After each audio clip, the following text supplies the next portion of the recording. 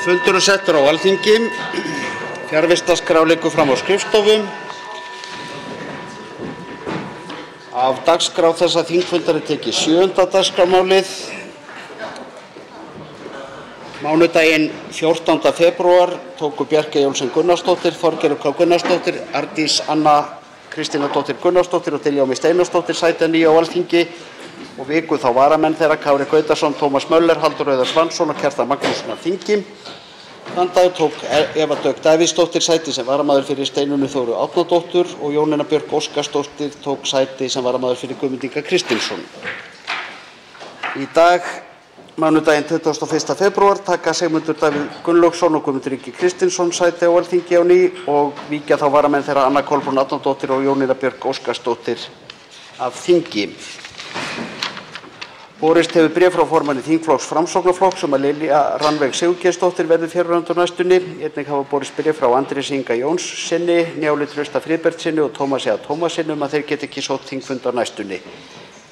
Í dag taka því sæti á Alþingi 1. varamaður á lista Framsóknarflokksins í Norðvesturkjördæmi Friðrik Már Sigurðsson, 1. varamaður á lista Pírata í Reykjavíkurkjördæmi Norður Lenya Rún Taha Karim, 1. varamaður á lista Sjálfstæðisflokks í Norðausturkjördæmi Berglind Harpa Svavarsdóttir og 1. varamaður á lista Flokks fólksins í Reykjavíkurkjördæmi Norður Kolbrún Baldursdóttir. Lenya Rún Taha Karim og Kolbrún Baldursdóttir hafa áður tekið sæti á Alþingi og eru boðnar velkomnar til starfa að nýju. Kjörbréf Friðriks Más Sigurðssonar og Berglindar Hörpu Svavarsdóttur hefur verið rannsakað og samþykkt en þau hafa ekki tekið sæti á Alþingi áður og ber því að undirskrifa drengskaparheit að stjórnarskránni.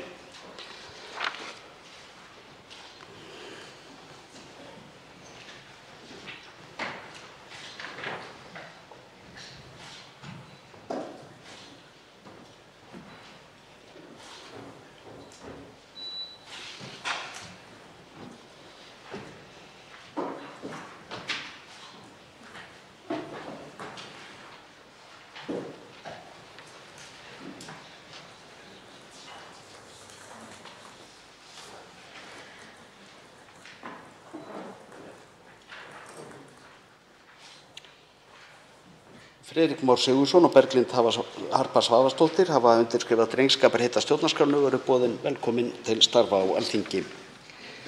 Forseti vill tilkynna að honum hefur borist erindi frá þingflokki Framsóknarflokksins mannaskipti í nefndum, samanber 1. málsgrein 16. grein þingskapa, þannig að Þórarinn Ingi Pétursson taki sæti sem aðalmaður í fjárlaganefnd í stað Ingibjargar Isaksen. Einnig að Ingibjörg Isaksen taki sæti sem aðalmaður í umhverfis- og samgöngunefnd í stað Líneikar Önnu Sævarsdóttur. Þessar mannabreytingar skoða samþykktar án atkvæðagreiðslu ef enginn hreyfir andmælum. Borist hefur bréf frá félags- og vinnumarkaðsráðherra þar sem óskað er eftir fresti til að veita skriflegt svar við fyrirspurn á þingskjali 337 viðurkenningu og sjúkdómsgreiningu yfir landamæri frá Andrési Inga Jónssyni.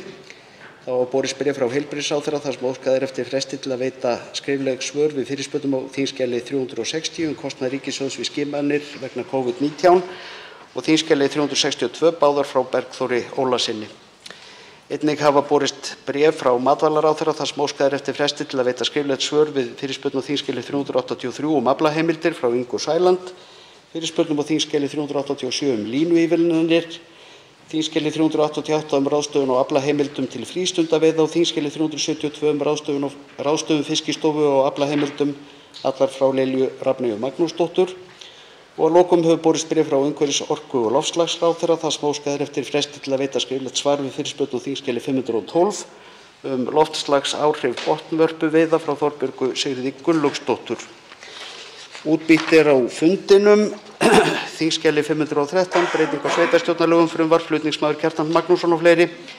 Þingskjali 514, skólavist umsækjenda alþjóðlega vernd, skriflegt svar dómsmálaráðherra. Þingskjali 515, meðferð einkamála, frumvarp, flutningsmaður Þórhildur Sunna Ævarsdóttir og fleiri. Þingskjali 517, nauðungarsala, fjárnám og gjaldþrotaskipti hjá einstaklingum, skriflegt svar dómsmálaráðherra. Þingskjali 518, skerðanleg orka, skriflegt svar umhverfis-, orku- og loftslagsráðherra. Þingskjal 519, leigubifreiðaakstur, stjórnarfrumvarp. Þingskjal 520, meiðyrðamál, skriflegt svar dómsmálaráðherra. Þingskjal 521, sóttvarnaráð, skriflegt svar heilbrigðisráðherra.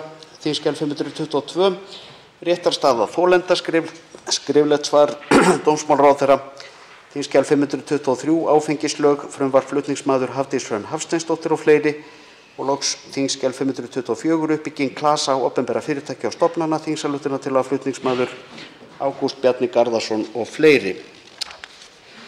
Forseti vill vekja athygli á því að dagskrárliðurinn óundirbúinn fyrirspurnatími getur staðið lengur í dag en þingsköp gera ráð fyrir, þannig að allt að 6 fyrirspurnir komist að. Tekið er fyrir fyrsta dagskrármálið, óundirbúinn fyrirspurnatími. Til svara eru forsætisráðherra, matvælaráðherra, mennta- og barnamálaráðherra, félags- og vinnumarkaðsráðherra og heilbrigðisráðherra. Til máls tekur hv. 5. þingmaður Norðausturkjördæmis, Logi Einarsson, og beinir fyrirspurn til forsætisráðherra.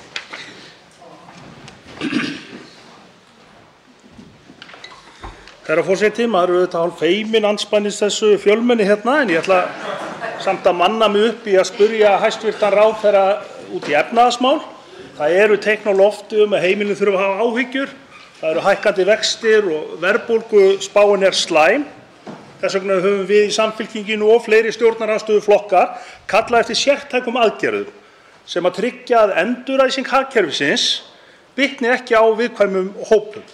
Lagt fram tillögu hér á Alþingi mótvægisaðgerðir þar sem að hugað er að þessu. Í kjölfar þeirra rauk viðskiptaráðherra í fjölmiðla og lýsti yfir að ríkisstjórnin sé búin að greina ástandið og sé meðvituð stöðu einstakra hópa. Hún hefur verið nokkuð yfirlýsingaglöð allan febrúar og beinlínis lagt til beinharðar aðgerðir. Nefnt einkum þrennt að ríkisstjórnin skattleggi ofurhagnað einstakra greina, svo sem sjávarútvegs, að bankar nýti ofurhagnað til þess að niðurgreiða vexti af íbúðalánum, ellegar muni ríkisstjórnin leggja á bankaskatt og ríkisstjórnin muni beita vaxtabótakerfinu af meiri þunga. Sumar af þessum hugmyndum höfum við í Samfylkingunni talað fyrir, meðal annars að arðbærustu fyrirtækin í sjávarútvegi borgi meira til samfélagsins og að það eigi að nýta vaxtabótakerfið betur heldur en gert hefur verið. Formaður Sjálfstæðisflokksins hefur hins vegar algjörlega andmælt þessu og er ósammála viðskiptaráðherra í öllum meginatriðum. Þess vegna spyr ég hæstv. ráðherra þrennt: hafa tillögur viðskiptaráðherra verið ræddar í ríkisstjórn? Ef svo er, hver er afstaða ríkisstjórnarinnar til þeirra? Og í þriðja lagi, af því að rökræðan hefur algjörlega átt sér stað á milli Sjálfstæðisflokksins og Framsóknarflokksins. Hver er afstaða flokks forsætisráðherra til þessara tillagna viðskiptaráðherra? Til máls tekur hæstv. forsætisráðherra Katrín Jakobsdóttir og svarar fyrirspurn. Herra forseti, ég þakka hv. þingmanni fyrirspurnina. Ég vil að segja að það gleður mig ofboðslega að sjá þingsalinn skipaðan eins og hann er í dag. Og það vekur mér vonir að við séum loksins komin á þennan stað að endurheimta eðlilegt líf. En til þess að bregðast við fyrirspurn hv. þingmanns, þá get ég í fyrsta lagi sagt það hér að ég held að staða efnahagsmála endurspegli auðvitað að aðgerðir stjórnvalda vegna áhrifa faraldursins þær báru árangur. Við höfum endurheimt þau störf sem töpuðust í faraldrinum. Hv. þingmaður man það vel þegar við ræddum hér stöðuna bæði í fyrra og hitt í fyrra, þá voru ýmsir sem óttuðust það að við værum að fara að glíma við langvinnt atvinnuleysi af völdum faraldurs. Þær áhyggjur hafa ekki gengið eftir vegna þess að við höfum beitt ríkissjóði af fullum þunga til að koma til móts við almenning í landinu og atvinnulíf í landinu. Við erum núna stödd á þeim stað að vextir eru á sama stað og þeir voru fyrir faraldur og endurspeglaði einhverju leyti aukin umsvif í hagkerfinu, alveg eins og vaxtalækkunin endurspeglaði að hagkerfið var að dragast saman vegna faraldurs. Þannig virka stýrivextir Seðlabanka. Það sem við hins vegar að glíma er að mínu viti tvennt, og það er auðvitað sú staða að verðbólga er alls staðar á uppleið og það hefur bein áhrif á lífskjör fólks, og hins vegar er það húsnæðismarkaðurinn sem er viðfangsefni sem ég held að verði eitt stærsta viðfangsefni okkar á næstu mánuðum og misserum. Og ég hef af þeim sökum skipað framhaldsátakshóp í húsnæðismálum sem er ætlað að taka sérstaklega á framboði á húsnæðismarkaði. Til þess að ég svari fyrirspurn ráðherra tillögur viðskiptaráðherra þá hafa þær ekki verið ræddar í ríkisstjórn. Ég vil hins vegar segja það almennt mína afstöðu, mér finnst það vera okkar hlutverk að koma til móts við þau sem standa höllustum fæti og þar vil ég sérstaklega horfa á þau sem eru á leigumarkaði, sem almennt tekjulægsta fólkið, sem jafnvel sé núna að verðbólgan fer að hafa raunveruleg áhrif á möguleika þessa fólks að ná endum saman. Ég kem nánar að þessu í síðara svari. Forseti minnir á takmarkaðan ræðutíma en til máls tekur að nýju hv. 5. þingmaður Norðausturkjördæmis. Já, ég hlýt að kalla eftir skýrara svari. Það gríðarlega mikilvægt þegar að hitna fer og stórir hópar munu lenda í vandræðum að ríkisstjórnin sé algjörlega samstiga í málinu. Og það algjörlega skýrt á umræðum síðustu daga að Framsóknarflokkurinn vill fara allt aðra leið heldur en Sjálfstæðisflokkurinn. Og þá kemur svolítið að spurningunni hvar stendur VG í þessu. Hæstv. forsætisráðherra sagði vissulega áðan stöðuna sína að aðgerðir ríkisstjórnarinnar hefðu heppnast. Má skilja hæstv. forsætisráðherra þá þannig að henni finnist hlutirnir vera í góðu lagi og þurfi ekkert að grípa til þessara sérstæku aðgerða. Varðandi húsnæðismálið, þá verður auðvitað hæstv. forsætisráðherra að gangast við því að ríkisstjórnin hafi ekki ráðist með nógu kröftugum aðgerðum, sértækum aðgerðum til þess að styðja við heimili landsins, heldur látið bankakerfinu dálítið eftir því að dreifa peningunum, ein af ástæðum þess að húsnæðisverð fór upp úr þakinu á stærstu krepputímum sem við munum eftir. Þá tekur aftur til máls hæstv. forsætisráðherra og svarar fyrirspurn. Herra forseti, ég hlýt nú að gera athugasemd við það þegar hv. þingmaður tala hér að bankakerfinu hafi verið látið það eftir að dreifa peningum. Hv. þingmaður að vísa í þá stöðu að vextir lækkuðu? Og hv. þingmaður andsnúinn þeirri ákvörðun sem auðvitað ekki tekin af ríkisstjórn, heldur af Seðlabanka, að lækka hér vexti í takti við umsvif í efnahagskerfinu? Það væri bara mjög áhugavert að fá það skýrt fram hvað Samfylkingunni finnst það, því þeirra málflutning má skilja þannig að þau hafi lagst gegn vaxtalækkunum. Þegar ég tala hér þegar hv. þingmaður spyr mig þó allt í lagi? Nei, ég að segja það að viðfangsefnin eru önnur nú en þegar helsta viðfangsefni stjórnvalda var að halda hér uppi atvinnustigi. Og ég held nú að flestir hér í þessum sal hafi verið sammála þau viðbrögð. Núna blasir hins vegar við verðbólga. Við því þarf að bregðast. Þess vegna horfi ég sérstaklega til húsnæðismálanna sem það sem stjórnvöld geta einna helst gert til að bregðast við verðbólgunni. Og þar verður ekkert horft fram hjá því að þar skortur á framboði. Þriðjungur þeirra nýju íbúða sem hér var byggður í fyrr og hitti fyrir að koma til vegna aðgerða stjórnvalda.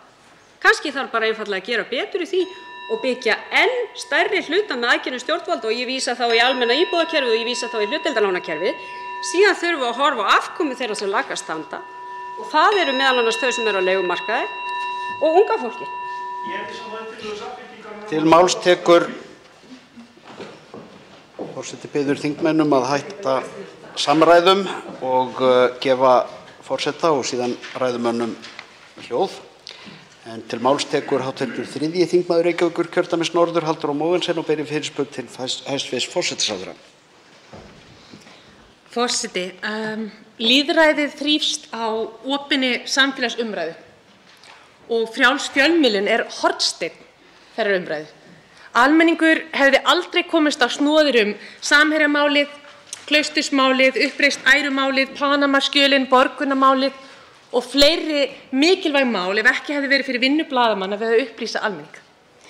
Nú virðist svo að lögreglustjóri umdæmisins þar sem Samherji á höfuðstöðvar hafi tekið það upp hjá sjálfri sér að beita fráleitri lagatúlkun á ákvæði hegningarlaga sem breytt var til þess að vernda kynferðislega friðhelgi, til þess að skilgreina blaðamenn sem sakborninga í máli sem varðar meint brot á friðhelgi einkalífs.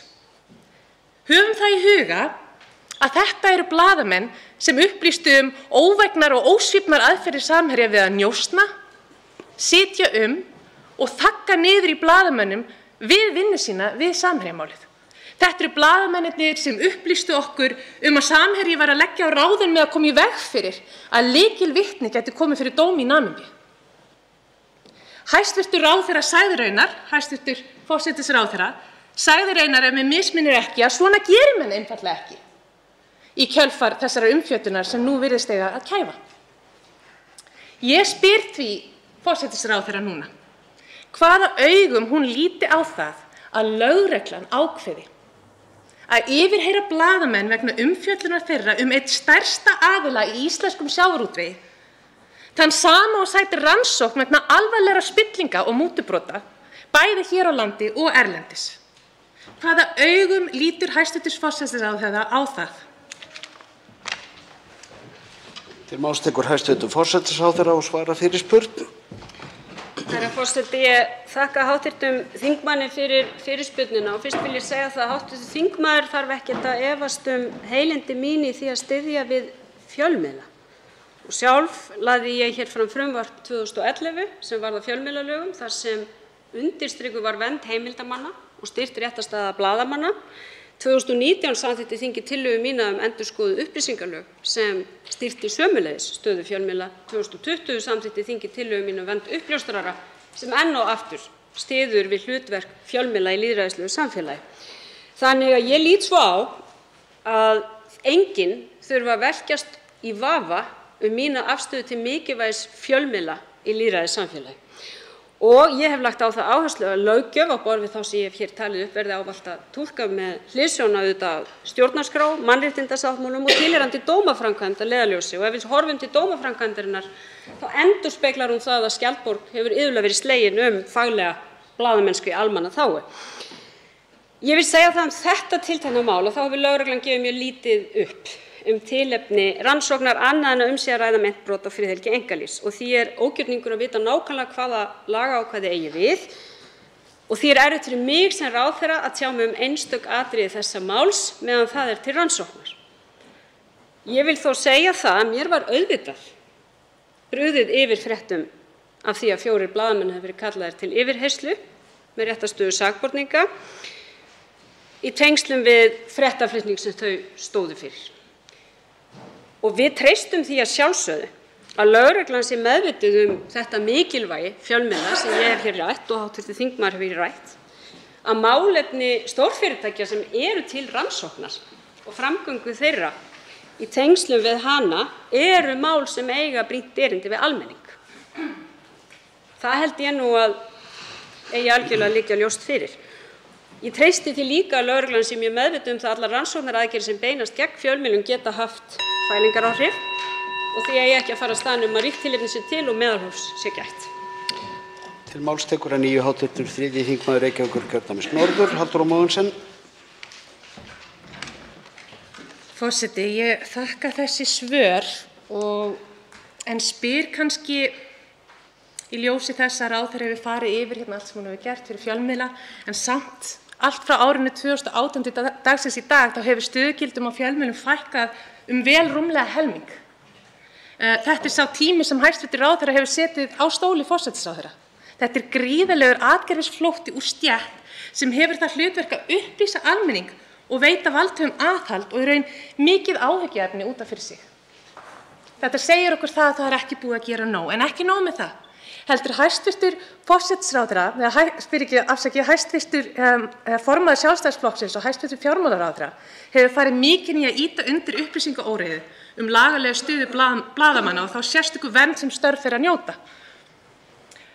Ég vil því spyrja hæstv. Forsætisráðherra, hefur hún engar áhyggjur af því að yfirlýsingar hæstv. Fjármálaráðherra verði til þess að grafa enn frekar undan fjölmiðlafrelsi á Íslandi? Hæstv. Forsætisráðherra sátt við orðræðu hæstv. Fjármálaráðherra þessi mál? Hvaða afleiðingar hefur þetta fyrir frjálsa fjölmiðla? Hvaða kælingaráhrif hefur þetta á getu fjölmiðla til að tjá sig? Forseti minnir enn á ræðutímann en til máls tekur að nýju hæstv. Forsætisráðherra.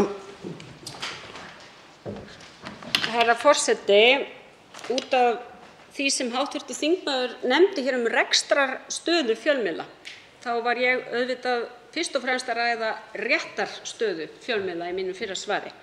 Og ég held að það sé óumdeilt að þau mál sem ég nefndi hér og ég hef haft frumkvæði að hér í þinginu eru öll til þess fallin að bæta réttarstöðu blaðamanna og réttarstöðu fjölmiðla. Það breytir því ekki að rekstrarstaða margra fjölmiðla mjög þung.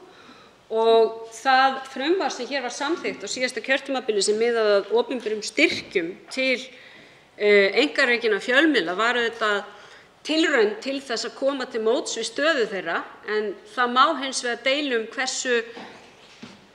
hvað eru bestu leiðirnar í þeim efnum. Því hér erum við auðvitað ekki einungis með innlendan fjölmiðlamarkað sem fjölmiðlarnir eru starfandi á, heldur sömuleiðis samkeppni við erlendan markað. Og að því hv. þingmaður er með svo margar spurningar hér, þá vil ég kannski fyrst og fremst segja það. Við verðum að treysta því að réttarkerfið og lögreglan starfi samkvæmt þeim lögum og reglum sem hafa verið sett. Þar eru ákveðin skýr sjónarmið sem hafa verið fest í lög, eins og vernd heimildarmanna, það þekki ég bara mæta vel, og ég treysti því að þau mál fari eftir lögum og reglum. Þá tekur til máls hv. 5. þingmaður Suðvesturkjördæmis, Þorgerður K. Gunnarsdóttir, og beinir fyrirspurn til hæstv. Matvælaráðherra.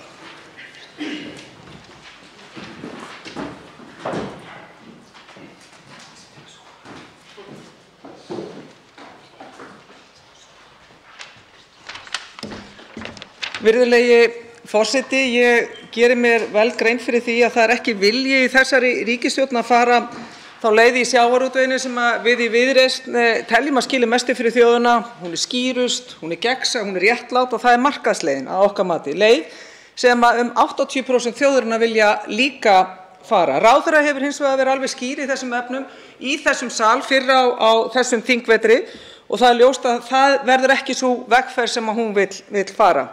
En það hefur vissilega, virðulegi forseti, dregið til nokkra tíðinda.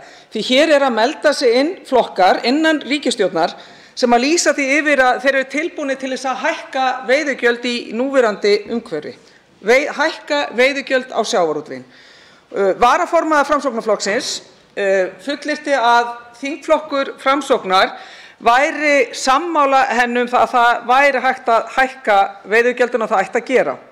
Þess vegna liggur beinast við að spyrja hæstv.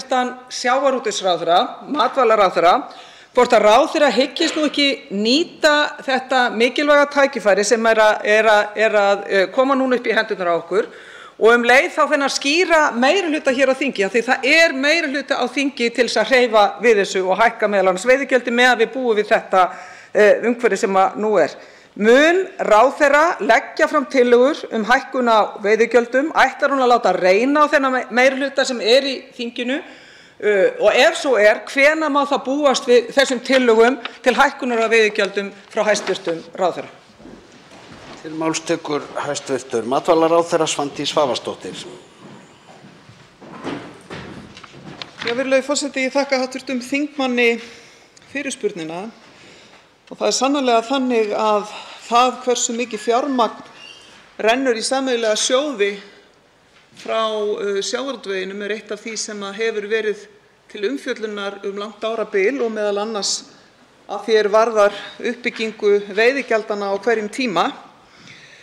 Og það jafnframt ljóst að sá þáttur umbúnaðar sjávarútvegskerfisins einn af þeim sem til skoðunar þegar við förum í þá vinnu sem framundan en ég lýsti því yfir hér í óundirbúnum fyrirspurnatíma fyrir nokkru síðan að ég hefði sett mér það að birta hér verkáætlun nefnd sjávarútvegsmál sem talað í stjórnarsáttmála og þessi vinna gengur vel og mitt plan það að fara með minnisblað í ríkisstjórn nú í vikulokin til þess að fara yfir stöðuna og setja þá verkáætlun í samráðsgátt stjórnvalda svo að almenningur geti átt aðkomu strax á fyrstu stigum. Ég held að það sé afar mikilvægt. Þarna við í raun og veru með allt undir og þá við bæði að tala þau sjónarmið sem lúta að atvinnu- og byggðaaðgerðum sértækum og hér hafa verið rædd strandveiðimál og svo framvegis.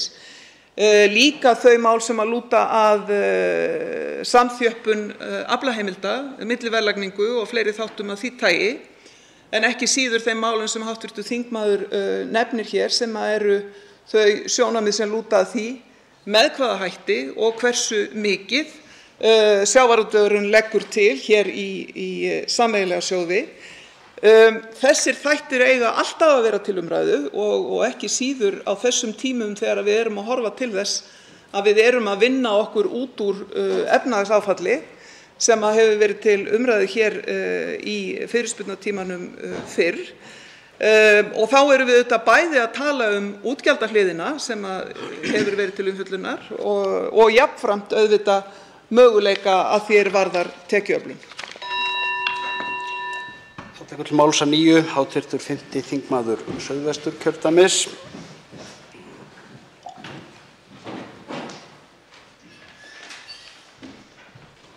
Virðulegi forseti, með fullri virðingu þá finnst mér þetta vera svar ráðherra að vera algjör flótti. Það er verið að skýla sér á bak við enn og aftur kortleggingar, tillögugerðir og svo framvegis. Og ég bara velti fyrir mig hversu margar skýrslur hafa verið skrifað þetta í gegnum tíðina fyrir utan allar þær skýrslur sem hafa ekki fengið birtar. Það er nú önnur saga. Ég vil líka minna á það að eitt fyrsta embættisverk ráðherra var einmitt að taka ákvörðun það að í rauninni að sparka í smærri sjávarútvegsfyrirtæki, strandveiðimenn og smábátasjómenn. Það var mjög einföld ákvörðun á fyrsta embættisverki. Mín spurning er bara mjög einföld. Í ljósi þess að VG hefur meðal annars hafnað öllum tillögur okkar tímabindingu samninga, gegnsæi, dreifða eignaraðild, tímabindingu samninga og svo framvegis. Staðan er gjörbreytt núna. Ætlar ráðherra, og þetta er mjög skýr spurning, ætlar ráðherra að taka varaformann Framsóknar og viðskiptaráðherra á orðinu og koma með tillögur hækkun veiðigjalda? Þetta er einfalt svar, já eða nei. Ætlar ráðherra að koma með tillögu, nýta sér þessu orð og þennan vilja sem að loksins er hægt að greina inn á Framsóknar og koma með tillögu hingað í þingið fyrir okkur þingmenn til að taka afstöðu til? Til máls tekur að nýju hæstv. Matvælaráðherra. Já, virðulegi forseti, eins og hér kom fram áður í mínu fyrra svari að þá stendur til að tryggja það að almenningur fái hér aðkomu sem er mjög mikilvægt í svo viðamiklu máli sem hér er undir strax í upphafi verkefnisins. Og ég vil nú nefna þá ágætu staðreynd að ég hef verið ráðherra sjávarútvegsmála í 10 vikur og hv. Fyrirspyrjandi var ráðherra sjávarútvegsmála í 10 mánuði án þess að nokkuð dragi til tíðinda. Þannig að við skulum nú sjá hvað setur og ég að minnsta kosti hef dregið þá ályktun af því sem að fyrr hefur verið gert í þessum málaflokki að það er mikilvægt að almenningur fái aðkomu. Það hafa fyrri ráðherrar ekki gert þegar er að ræða stór verkefni af þessum toga en það verður gert að þessu sinni. Þá tekur til máls hv. 7. þingmaður Norðausturkjördæmis Sigmundur Davíð Gunnlaugsson og beinir fyrirspurn til forsætisráðherra.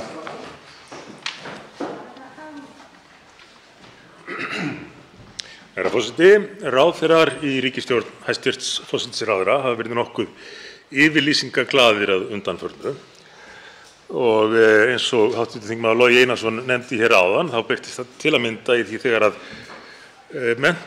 menningar- og viðskiptaráðherra og sitthvað fleira fór að tjá sig bankamál og hóta því að taka að nýju upp bankaskatt.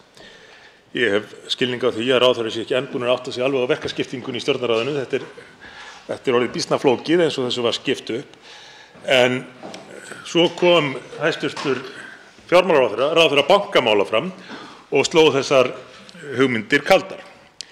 Það sem var hins vegar ekki síður áhugavert var að hæstv. Forsætisráðherra hafandi lýst í viðtali að viðskiptaráðherrann gæti átt spjall við bankamenn og spurt hvort þeir væru ekki til í að lækka vexti, gerði að umtalsefni þá staðreynd að ríkið ætti ennþá Landsbankann og Íslandsbanka að mestu leyti. Og tekjur af þessum bönkum, þessi arðgreiðslur úr þessum bönkum, yrðu notaðar í félagsleg úrræði eftir kórónufaraldurinn. Og því spyr ég hæstv. ráðherra, var hæstv. forsætisráðherra búinn að semja við hæstv. fjármálaráðherra að þessi yrði raunin? Því að það eina sem við höfum heyrt frá hæstv. fjármálaráðherra nýtingu þessa fjármagns til þessa er annars vegar að það eigi að renna í niðurgreiðslu skulda og hins vegar hugsanlega í að fjármagna borgarlínuævintýri Samfylkingarinnar í Reykjavík. En reyndar vildi svo til að á sama tíma nokkurn veginn, og hæstv. forsætisráðherra var með þessar yfirlýsingar í viðtali, birtist á heimasíðu fjármálaráðuneytisins tilkynning það að hæstv. fjármálaráðherra hygðist klára að selja Íslandsbanka, klára að einkavæða Íslandsbanka að fullu á þessu ári. Hefur hæstv. ráðherra samið við hæstv. fjármálaráðherra nýtingu þess fjármagns sem þannig skila sér í ríkissjóð?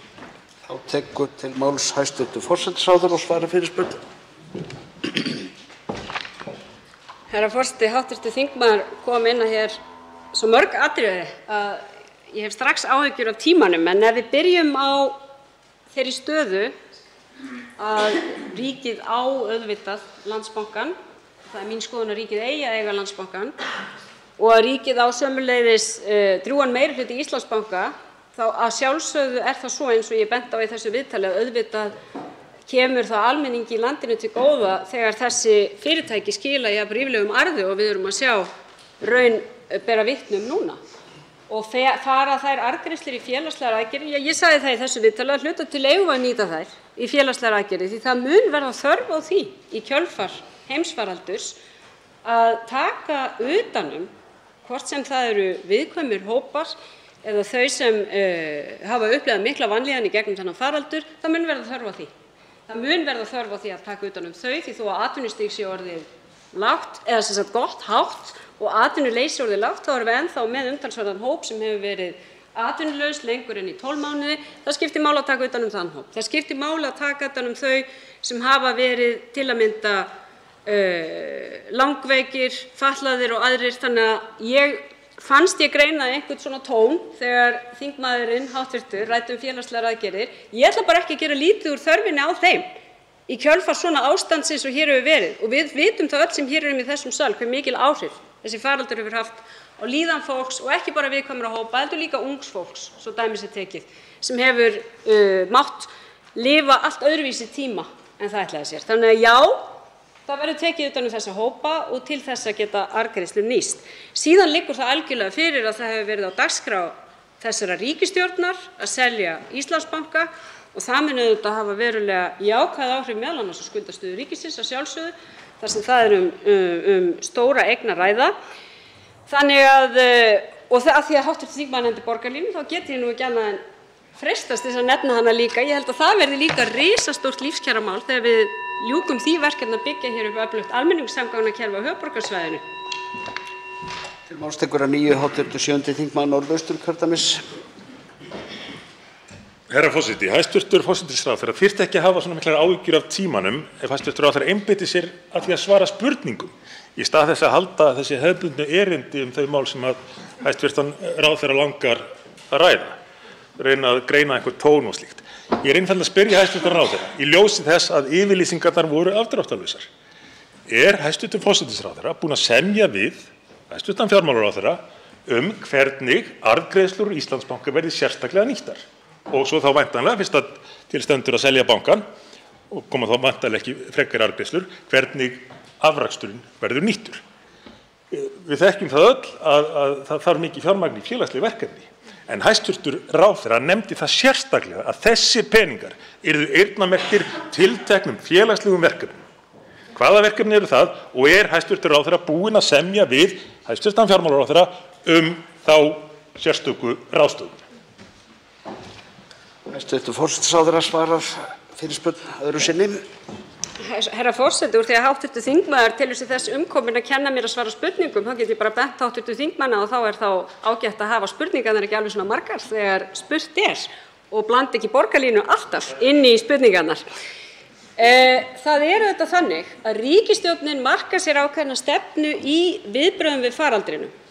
Það höfum við gert allan tíman og núna þegar við horfum fram á endalok þessa faraldurs vonandi, þá er ríkisstjórnin algjörlega sammála það, því að hv. þingmaður stillir þessu upp eins og hér sitjum ég fjármálaráðherra og semjum einhvers konar fjármagni. Þá er það þetta þannig að það er áherslumál allra þessara flokka sem skipa ríkisstjórnina að það skiptir máli að við tökum utan hina félagslegu uppbyggingu í kjölfar faraldurs. Og að því hv. þingmaður vitnar í orð minn, þá nefndi ég vegna þess að ég var sérstaklega spurð það hvort arðgreiðslur myndu renna í slík verkefni, já að hluta til gætu þær runnið í það, en hv. þingmaður veit það auðvitað jafnvel og ég, arðgreiðslurnar fara inn í ríkissjóð, styrkir til félagslegra verkefna og fara úr ríkissjóði og þetta er enginn sem telur hvort það eru sömu krónunar. Þegar er að ræða sömu spurningu andvirði Íslandsbanka þá liggur það í raun og veru hið sama fyrir en á sjálfsögðu horfir það þannig við að það mun auðvitað skipta verulegu máli bara fyrir skuldastöðu ríkissjóðs ef sú sala gengur eftir. Verður ráðist í félagslega uppbyggingu? Já. Það er svarið. Svarið er já við því. Þá tekur til máls hv. 9. þingmaður Reykjavíkurkjördæmis norður, Kolbrún Baldursdóttir. Forseti biður hv. þingmenn að hætta samræðum þegar að aðrir eru komnir á mælendaskrá og hv. þingmaður Kolbrún Baldursdóttir tekur nú til máls og spyr menntamálaráðherra. Virðulegi forseti. Spurningu minni er beint til hæstv. Mennta- og barnamálaráðherra sem fulltrúa barnamála í ríkisstjórninni. Biðlistar barna eftir fagþjónustu hjá stofnunum ríkisins eins og Þroska- og hegðunarstöð, Greiningar- og ráðgjafarstöð og BUGL eru í sögulegu hámarki. Meðalbiðtíminn er frá 1 upp í 2 ár eftir þeirri þjónustu sem ræðir. Þúsundir barna eyða stórum hluta æsku sinnar á biðlistum. Sem dæmi biðu í lok árs 2021 77 börn eftir göngudeildarþjónustu á BUGL, 39 börn eftir transteymi og 17 börn eftir átröskunarteymum. 95 af þessum börnum hafa beðið lengur en 3 mánuði. Rannsóknir og lærðar skýrslur sýna niðurstöður vaxandi vanlíðan barna. Það er mikið áhyggjuefni. Vaxandi vanlíðan barna var áhyggjuefni fyrir COVID en hefur nú versnað enn frekar. Spurningin er þessi. Hefur hæstv. Mennta- og barnamálaráðherra látið kanna hvernig börnin á biðlistanum eru stödd tilfinninga og félagslega, sérstaklega þau sem hafa beðið eftir fagþjónustu í marga mánuði eða jafnvel ár. Hefur verið rætt við börnin sjálf sem eru á biðlistanum og foreldra þeirra hvernig þau eru að höndla biðina? Ef ekki, hefur ráðherra áhuga á að ráðast í slíka úttekt?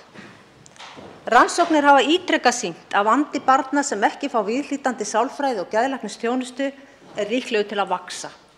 Barn sem þarf að bíða lengi eftir nauðsynlegri þjónustu vegna andlegrar vanlíðunar er í mun meiri áhættu með að grípa til örþrifa ráða eins og sjálfsskaða og sjálfsvígshugsana.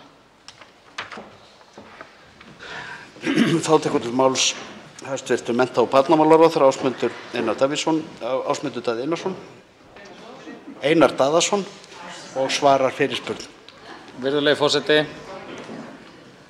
Ég vil þakka hv. þingmanni fyrir þessa fyrirspurn og sem var svona í 3 liðum og segja, já, það er alvarleg staða þegar kemur á 3. stigs úrræðum og það hefur legið fyrir. Þingmaðurinn spyr hvort að fram hafi farið eitthvað könnun á því hver staðan væri þarna. Í lok síðasta kjörtímabils þá var búið að fara fram talsvert mikil grunnvinna á milli heilbrigðisráðuneytis og þáverandi félagsmálaráðuneytis til þess að bæði greina þessa biðlista, skoða hvernig þeir sköruðust og þá hópa sem þar væru og vinna ákveðin grunn að aðgerðum til þess að vinna á þessu. Við höfum átt mjög gott samtal ég og heilbrigðisráðherra vegna þess að þetta tengist að verulegu leyti á milli þeirra málaflokka sem heyra undir núverandi mennta- og barnamálaráðuneyti annars vegar og heilbrigðisráðuneyti hins vegar með hvaða hætti við sjáum fyrir okkur að koma inn í þetta. Og þetta vil ég segja er líka eitt af því sem að hæstv. Forsætisráðherra vitnaði hér til í fyrirspurn áðan gagnvart félagslegum aðgerðum vegna þess að þetta er eitt af því sem hefur vaxið í COVID-faraldrinum og mikilvægt að grípa sig inn í. En þetta er líka hluti af vinnu við grundvallar skipulagsbreytingar í málefnum barna vegna þess að allt eru þetta 3. stigs úrræði og það sem að við reiknum með er að þegar við innleiðum farsældarlöggjöfina með aukni áherslu á 1. og 2. stigs úrræði þá mun að einhverju leyti draga úr þörfinni fyrir 3. stigs úrræði. Pluss aukið samtal á milli kerfa mun líka draga úr þrýstingnum þarna á. En þarna þarf að bregðast við. Við höfum verið með vinnu í gangi við það og ég vænti þess að við förum að sjá aðgerðir koma fram í því efni en missum þó ekki sjónar á því að það er mikilvægt að bregðast við áfram á 1. og 2. stigi vegna þess að það til lengri tíma dregur úr þörfinni fyrir 3. stigs úrræði. Til máls tekur að nýju hv. 9. þingmaður Reykjavíkurkjördæmis norður, Kolbrún Baldursdóttir. Virðulegi forseti, spurningin varðaði það hvort að haft hafi verið samtal við börnin á biðlistanum og foreldra þeirra. Samtal. Enn og aftur er minnt á það að meðan á langri bið stendur getur mál sem flokkast að þolibið, en það er einn liður í flokkunarkerfi, það mál getur orðið að bráðamáli á einni skammri stundu, einni sekúndu. Fullvíst að þegar mál orðið að bráðamáli þá hefur vandinn átt sér aðdraganda og fengið að krauma á meðan á bið eftir þjónustu stendur. Bið getur kostað líf og hefur jafnvel gert það. Og þetta spurningin að börnin og foreldrar þeirra upplifi sig ekki sem eitthvað númer, einhver tala á biðlista. Biðlista 100.000 barna í gegnum árin. Að því biðlista vandinn rótgróið mein hjá þessar ríkisstjórn og þeirri sem áður var. Biðlistar eru líka í borginni, en það á sér annan vettvang að ræða það. Þá svarar fyrirspurn öðru sinni hæstv. Mennta- og barnamálaráðherra. Virðulegi forseti, það hefur farið fram. Ég hef persónulega átt mörg samtöl við fjölskyldur sem eru að bíða eftir þjónustu og það hefur verið drifkrafturinn og í því að halda áfram að bæta stöðu þessara hópa. Það líka svo að það hefur meðal annars fleytt okkur á þann stað að við ákváðum að byrja á grunninum með því að fara í farsældarlöggjöfina, fyrst og annars stigs úrræðin þar, samtalið þar á milli kerfa. Það líka þannig að í stjórnarsáttmála núverandi ríkisstjórnar sérstakt leiðarljós gagnvart þriðja stigs úrræðum og úrræðum almennt og við erum að fara í þá vinnu. Við munum byrja á þyngstu úrræðunum en síðan það leiðarljós sem sett þar að settar verði skýrar reglur og löggjöf ákveðinn biðtíma eftir þjónustu, eins konar þjónustutryggingu, en það krefst samtals á milli allra þeirra aðila sem hafa komið að því að smíða farsældarlöggjöfina og innleiða hana og ég hef trú á því að okkur takist að eyða biðlistum eftir þjónustu fyrir nauðsynlegri þjónustu fyrir börn og barnafjölskyldur en það þarf til þess nýja hugsun, nýja nálgun og samtal á milli kerfa í þeirri vinnu. Þá tekur til máls hv. 7. þingmaður Reykjavíkurkjördæmis norður, Eva Dögg Davíðsdóttir og beinir fyrirspurn til hæstv. Mennta- og barnamálaráðherra. Virðulegi forseti, vandi barna sem þurfa á sérhæfðum búsetuúrræðum að halda afar mikill og erfiður.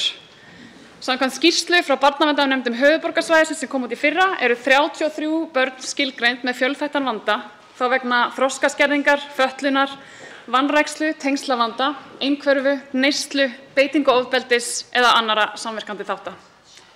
Þessi börn þarfnast stuðnings og gæslu í öruggu umhverfi og þurfa fjölþætta þjónustu utan heimilis. Þau þarfnast alla jafna umönnunar 2 til 3 starfsmanna, allan sólarhringinn, allan ársins hring. Þessi börn lentu að mörgu leyti á gráu svæði við flutning á málaflokki þjónustu við fatlað fólk frá ríki til sveitarfélaga árið 2011.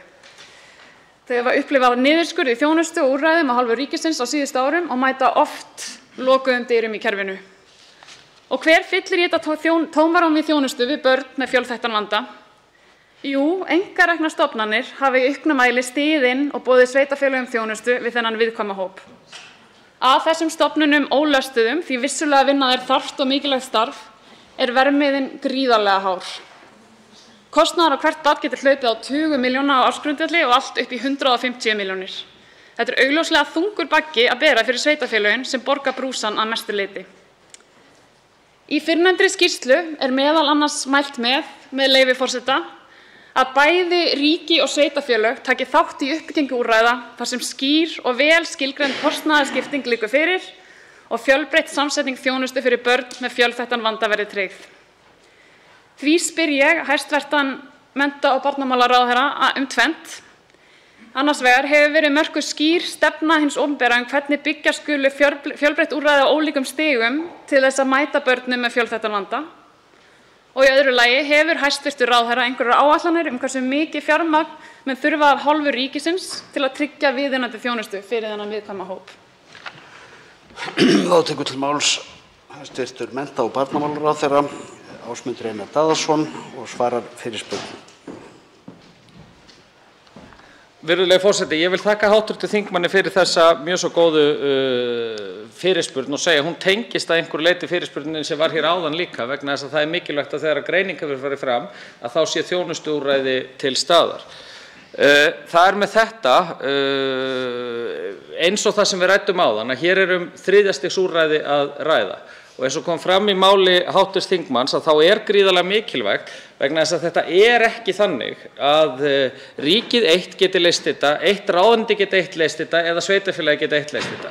Það þarf samtal á milli þessara aðila til þess að endurskipuleggja þau þjónustuúrræði sem við erum að veita og erum að veita meðal annars á grundvelli barnaverndarlaga og það það sem nú í gangi og hefur verið í gangi. Við endurskoðum fyrri hluta barnaverndarlaga á síðasta kjörtímabili með því að leggja niður pólitíska barnaverndarnefndir og stækka barnaverndarumdæmi.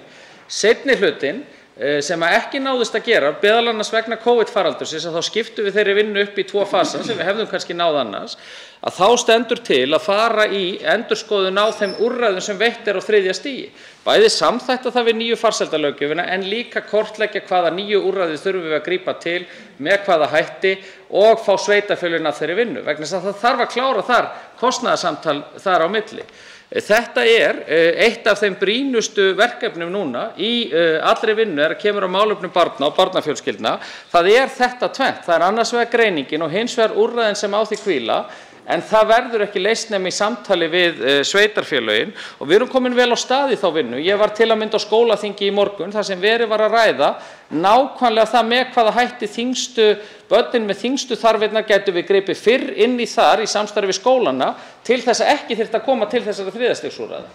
Þannig að það mun þurfa fjármagn inn í þetta bæði frá ríki og sveitarfélögum en við þurfum að bæði núna í bráð en líka í lengd vegna þess að þetta mun spara til lengri tíma litið.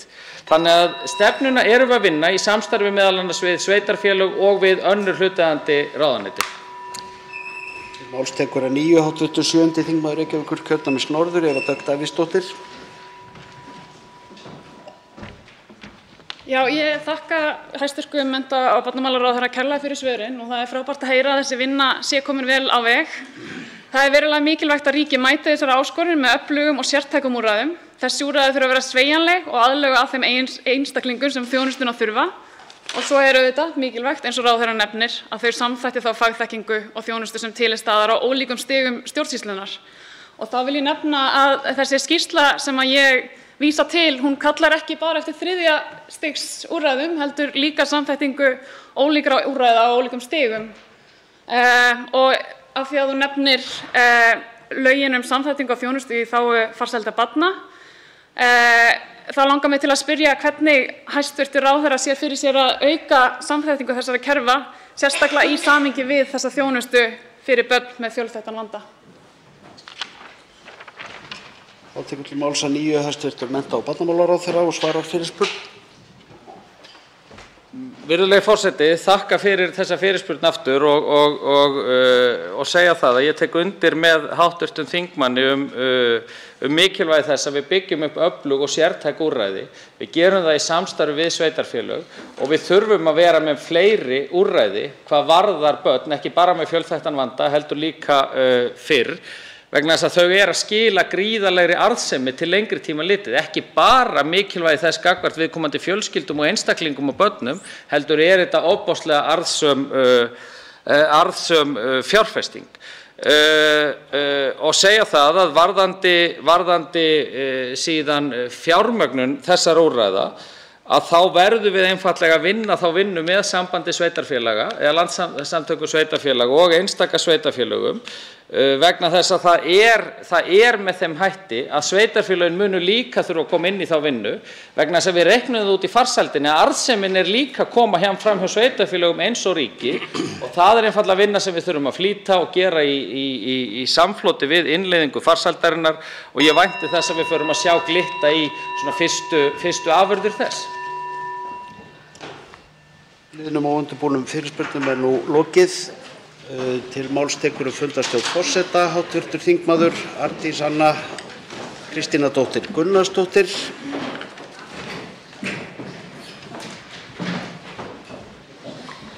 Virðulegi forseti. Íslenskur ríkisborgararéttur veittur með tvennum hætti. Annars vegar með lögum frá Alþingi og hins vegar í gegnum stjórnsýslumeðferð hjá Útlendingastofnun að uppfylltum ákveðnum skilyrðum. Önnur leiðin á ábyrgð Útlendingastofnunar í umboði Alþingis, hin leiðin á ábyrgð þingsins. Sú staða kom upp hér í desember og er enn uppi að stjórnvöld, það er Útlendingastofnun, í skjóli hæstv. Dómsmálaráðherra, neitar að fylgja því fyrirkomulagi sem Alþingi hefur ákveðið afgreiðslu þingsins á umsóknum sem þingið ber ábyrgð á afgreiðslunni á. Þetta er auðvitað orðin algjörlega óþolandi staða. Nú er ég búin að missa töluna á því hversu oft ég komi hérna upp til þess að leita atbeina forseta við að verja virðingu þingsins gagnvart stjórnvöldum. Þar sem það er ekkert að haggast. Það mjakast ekkert. Það gerist ekkert.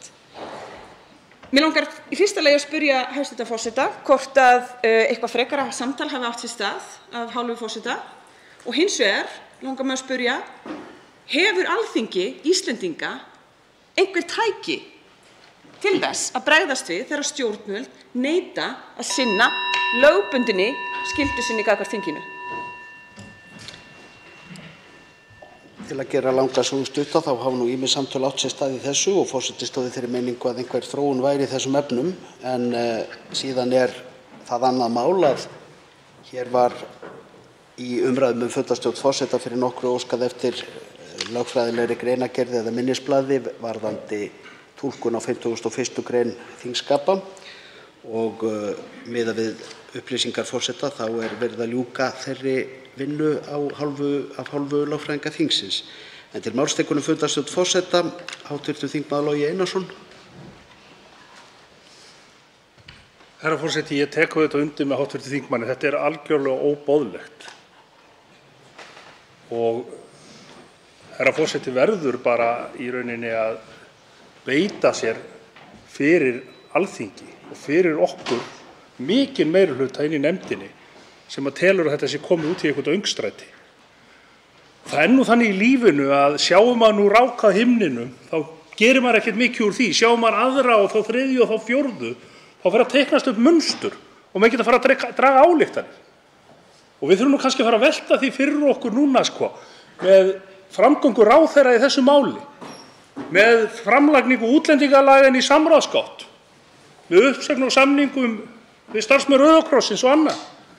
Hvort við erum að horfa upp á bara frekar ógeðfellda þróun í málum útlendinga. En í þessu máli verður herra forseti að stíga sterkar inn. Til máls tekur fundarstjórn forseta hv. þingmaður Bryndís Haraldsdóttir.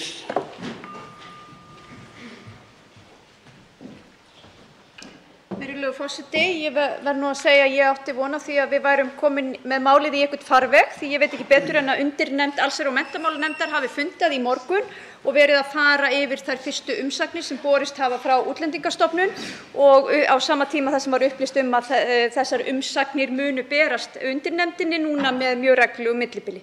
Þannig að ég bara vænti þess að undirnefndin hefji störf strax í að fara yfir þær umsagnir sem borist hafi og það muni þá taka okkur kannski nokkra vikur að ná niður þennan bunka 170 umsagna, en ég veit ekki betur en það ætti bara að ganga vel hjá okkur og ég vænti þess að við munum eiga gott samstarf að ná utan þetta verkefni. Þá tekur til máls fundarstjórn forseta hv. þingmaður Eyjólfur Ármannsson. Hv. þingmaður Eyjólfur Ármannsson hefur orðið. Já, virðulegur forseti, ég er nú fyrsti varaformaður allsherjar- og menntamálanefndar. Ég hef komið áður í ræðustól út af þessu máli og vitnaði meðal annars í grein hæstv. Dómsmálaráðherra, innanríkisráðherra í Vísi, og það virðist vera að hann skilji það ekki að undirbúningur undir löggjafarstarf undir lög er ekki stjórnsýslumál. Umsagnir Útlendingastofnunar er ekki stjórnsýslumeðferð. Það er upplýsingagjöf til löggjafans og við getum sett lög og veitt einstaklingum sem hafa sótt ríkisborgararétt, svo við getum veitt ríkisborgararétt með lögum.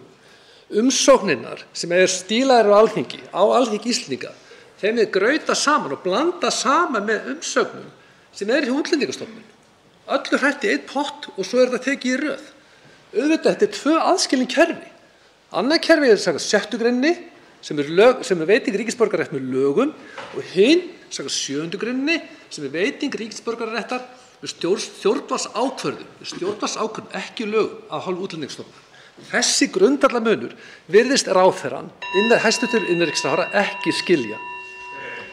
Þá tekur til máls hv. þingmaður Hanna Katrín Friðriksson, fundarstjórn forseta.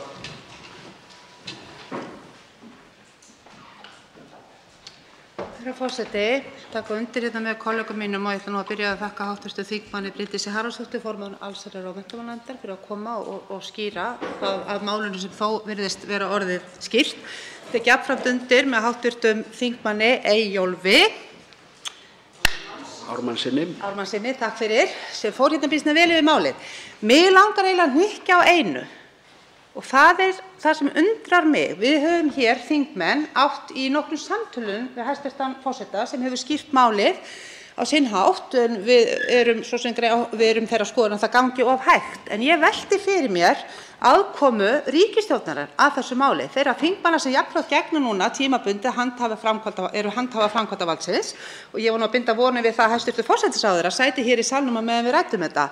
En það hlýtur að svíða forystu konu ríkisstjórnar þess flokks sem hefur talað mikið fyrir virðingu og valdeflingu Alþingis að stýra hér för. En það gerir hæstv. forsætisráðherra. Þetta eru átök á milli einstakra ráðherra og Alþingis og ég velti fyrir mér hvort að þetta er raunverulega svona sem hæstv. forsætisráðherra sá fyrir sér þróunina verða í hennar tíð. Þá tekur til máls fundarstjórn forseta hv. þingmaður Þórhildur Sunna Ævarsdóttir.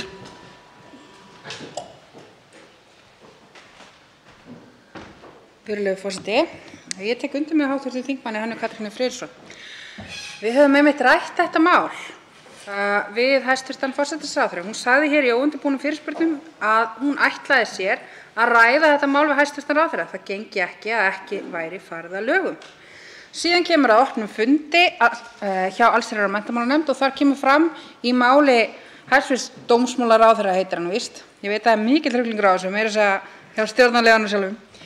Þá kemur fram að þau hafa ekkert farið djúpt í þessi mál, hæstv. forsætisráðherra og hæstv. dómsmálaráðherra.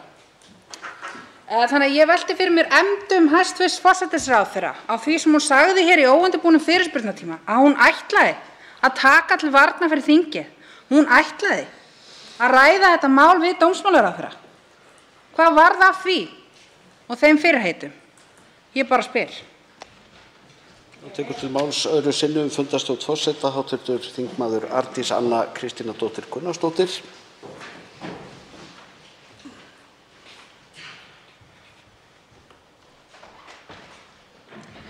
Virðulegi forseti.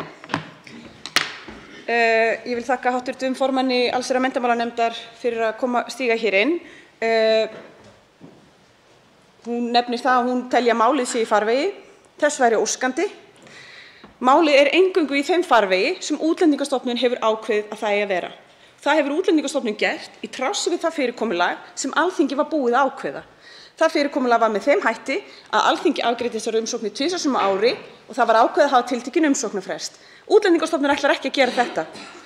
Í 1. málsgrein 6. greinar laga um íslenskan ríkisborgararétt segir, með leyfi forseta: Alþingi veitir ríkisborgararétt með lögum. Áður en umsókn um ríkisborgararétt er lögð fyrir Alþingi skal Útlendingastofnun fá hana umsögn lögreglustjóra á dvalarstað umsækjanda og ennfremur skal Útlendingastofnun gefa umsögn umsóknina. Þetta ferli er á forræði þingsins. Þetta er, eins og hv. þingmaður Eyjólfur benti hérna á rétt áðan, þetta er ekki stjórnsýslumeðferð. Þetta er ekki á forræði Útlendingastofnunar. Þetta er löggjafarvinna hjá Alþingi og það er Alþingi sem á að stýra henni, ekki Útlendingastofnun og ekki hæstv. dómsmálaráðherra. Þá er tekið fyrir annað dagskrármálið. Áhrif heimilisofbeldis við úrskurðu umgengni, beiðni skýrslu, 301. mál, þingskjal 418. Forseti vill geta þess, eins og hv. þingmenn hafa tekið eftir og eins og vikið var að hér í umræðum óundirbúnar fyrirspurnir hér áðan, að breytingar hafa orðið á þingfundasvæðinu þannig að allir þingmenn sitja nú í þeim sætum sem þeir drógu við upphaf þinghalds fyrir jólin. Við höfum fjarlægt borð úr efrideildarsal og lestrarsal sem er vinnusvæði þingfundaskrifstofu og stólar færðir hingað inn og atkvæðagreiðslukerfi tengt í samræmi við það. Í ráðherraherbergi og útbýtingarherbergi, sem einu sinni var kallað blaðamannaherbergi, verða áfram 3 borð sem eru ótengd atkvæðagreiðslukerfinu og stólar í hvoru herbergi fyrir sig sem þingmenn geta notað ef þeir vilja halda fjarlægð miðað við það sem gerist hér í þingsalnum, en vonir okkar standa til þess að þinghald geti nú farið fram með eðlilegri hætti heldur en verið yfir undanfarin misseri. En nú fara fram atkvæðagreiðslur þessar 2 skýrslubeiðnir og fyrst 301. mál og forseti minnir á að þar er að ræða skýrslubeiðni áhrif heimilisofbeldis við úrskurð umgengni. Hv. þingmaður Jóhann Páll Jóhannsson óskar eftir að taka til máls atkvæðagreiðslu.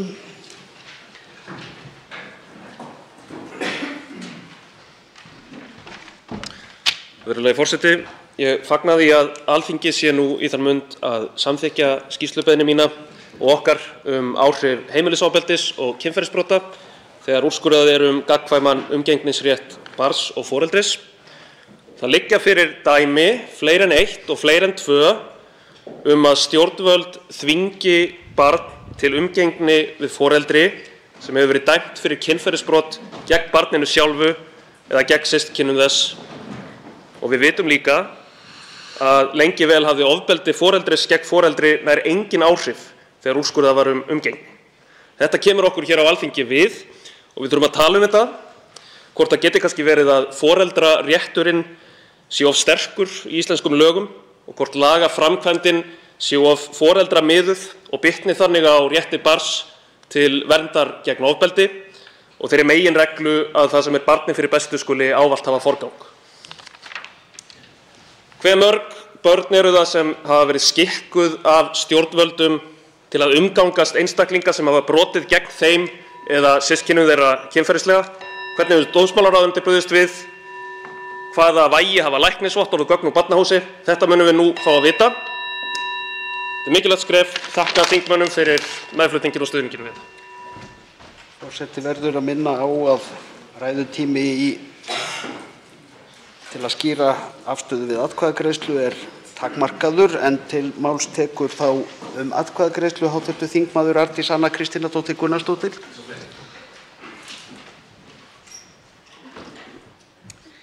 Virðulegi forseti, ég vil byrja á að þakka hv. þingmanni Jóhanni Páli Jóhannssyni kærlega fyrir þetta mál sem ég samþykkti af virkilega öllu hjarta að vera meðflutningsmaður á. Staðan í íslensku kerfi er þannig í dag þegar er að ræða heimilisofbeldi og börn að ef er að ræða að minnsta kosti 1 hæft foreldri þá heldur barnavernd að sér höndum og vísar á sýslumann. Þá er þetta orðið að því sem að kallast forræðis- eða umgengnisdeila á milli foreldranna. Vandinn er sá að það hefur borið á ákveðinni tregðu í því kerfi til þess að taka nægt tillit til stöðu barnsins og horfa málin frá stöðu barnsins en ekki sem ágreining á milli foreldra. Ég tel þetta mál gríðarlega brýnt til þess að fá allar þær upplýsingar sem við þurfum til þess að finna út hvað þarf að gera til þess að laga þetta alvarlega, þessa alvarlegu gjá í okkar löggjöf til þess að vernda börn gegn ofbeldi og vernda þau gegn því að vera vitni að ofbeldi. Þá hefst nú atkvæðagreiðslan skýrslubeiðnina, hvort að skýrslubeiðnin skuli leyfð. Atkvæðagreiðslu er að ljúka og er skýrslubeiðnin samþykkt með 46 atkvæðum. Þá er tekið fyrir 3. dagskrármálið, geðheilbrigðisþjónusta, beiðni skýrslu 356. mál og þingskjali 501 og fer nú fram atkvæðagreiðsla hvort skýrslubeiðnin skuli leyfð. Atkvæðagreiðsla er hafin og atkvæðagreiðslu er lokið og er skýrslubeiðnin samþykkt með 46 atkvæðum. Þá er tekið fyrir 4. dagskrármálið, almenn hegningarlög, erlend mútubrot, stjórnarfrumvarp, 318. mál, þingskjal 453, 1. umræða og til máls tekur hæstv. Dómsmálaráðherra Jón Gunnarsson.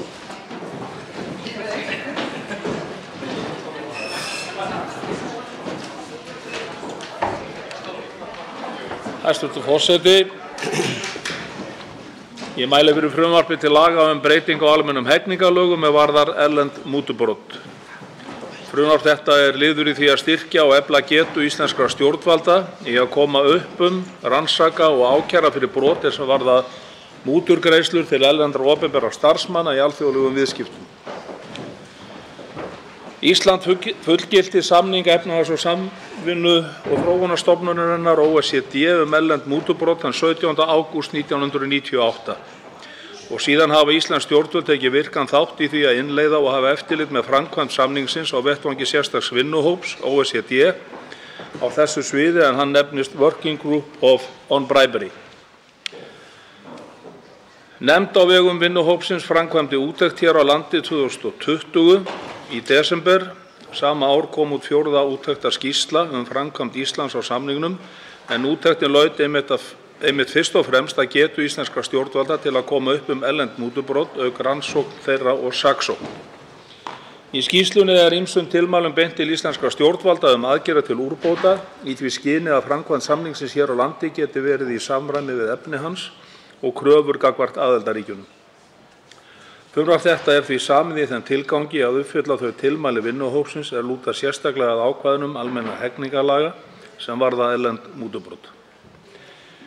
Efni frumvarpsins að mestu lagatæknilegs eðlis en þær breytingar sem lagt til að gerðar verði á ákvæði 264. greinar A hafa það að markmiði að taka allan vafa ákvæði taki einnig til mútubrota beinast að starfsmönnum erlendra fyrirtækja í opinberri eigu með sama hætti og ákvæði 2. málsgreinar 109. greinar tekur almennt til erlendra opinberra starfsmanna. Jafnframt kveðið á breytingu á refsihámarki vegna brota gegn 109. og 264. grein A og annars vegar til að bregðast við tilmælum vinnuhópsins refsingar fyrir erlend mútubrot skuli vera sambærilegar og fyrir mútuþágur samkvæmt 128. grein laganna, það að hámarki 6 ára fangelsi. Hins vegar kveðið á hækkun refsihámarks til að unnt sé að beita upptökuheimild í 69. grein B laganna þegar sakfellt fyrir erlend mútubrot. Loks kveðið á breytingu á 81. grein laganna sem felur í sér að fyrningarfrestur refsiábyrgðar lögaðila vegna brota gegn 2. málsgrein 109. greinar og 1. málsgrein 264. greinar A verði 10 ár í stað núverandi 5 ára. Frumvarp þetta mikilvægur þáttur í því að Ísland uppfylli þær alþjóðlegu skuldbindingar sem stjórnvöld gengust undir með undirritun á fullgildingu mútusamnings OECD og munu áhrif þess að frumvarpið verði samþykkt eflaust verða til þess að styrkja íslensk stjórnvöld í baráttunni gegn mútugreiðslum til erlendra opinberra starfsmanna í alþjóðaviðskiptum. Virðulegi forseti, ég hef nú gert grein fyrir aðalatriðum frumvarpsins og legg til að málinu verði vísað til hv. allsherjarnefndar og þóknanlegrar annarrar umræðu. Þá veitir andsvar hv. 4. þingmaður Reykjavíkurkjördæmis norður, Helga Vala Helgadóttir. Frú forseti, ég þakka hæstv. Dómsmálaráðherra fyrir kynninguna á þessu litla en mjög svo mikilvæga máli og fagna áhuga hans á að taka með afgerandi hætti á mútubrotum á erlendri grundu. Mig langar að spyrja hæstv. Dómsmálaráðherra hvernig hann sjái fyrir sér að íslensk yfirvöld geti í rauninni staðið við sínar skuldbindingar. Nærtækast að horfa til Samherjamálsins sem opinberaðist 12. nóvember 2019 með umfjöllun Stundarinnar og Kveiks á því sem átti sér stað í Namibíu nokkru áður þegar mútur voru bornar á erlenda ráðamenn og erlenda starfsmenn af íslenskum starfsmönnum að því virðist, en lítið hefur spurst til þess máls hér. Við fjölluðum svolítið það hér í þinginu að það þyrfti að styrkja héraðssaksóknara til þess að hann gæti brugðist með afgerandi hætti í því máli sem var gríðarlega umfangsmikið til þess að þau hefðu nægan kraft til þess að fara í rannsókn málsins og ljúka því innan mikils frests. Þannig að ég vil heyra aðeins afstöðu hæstv. Dómsmálaráðherra hvort að embættið hafi verið styrkt og hvort hann sjái fyrir sér endalok málsins í nánustu framtíð. Þá svarar andsvari hæstv. Dómsmálaráðherra Jón Gunnarsson. Virðulegur forseti, hvernig íslensk stjórnvöld geti uppfyllt þennan samning, ég hefur í sjálfu sér ekkert áhyggjur af því.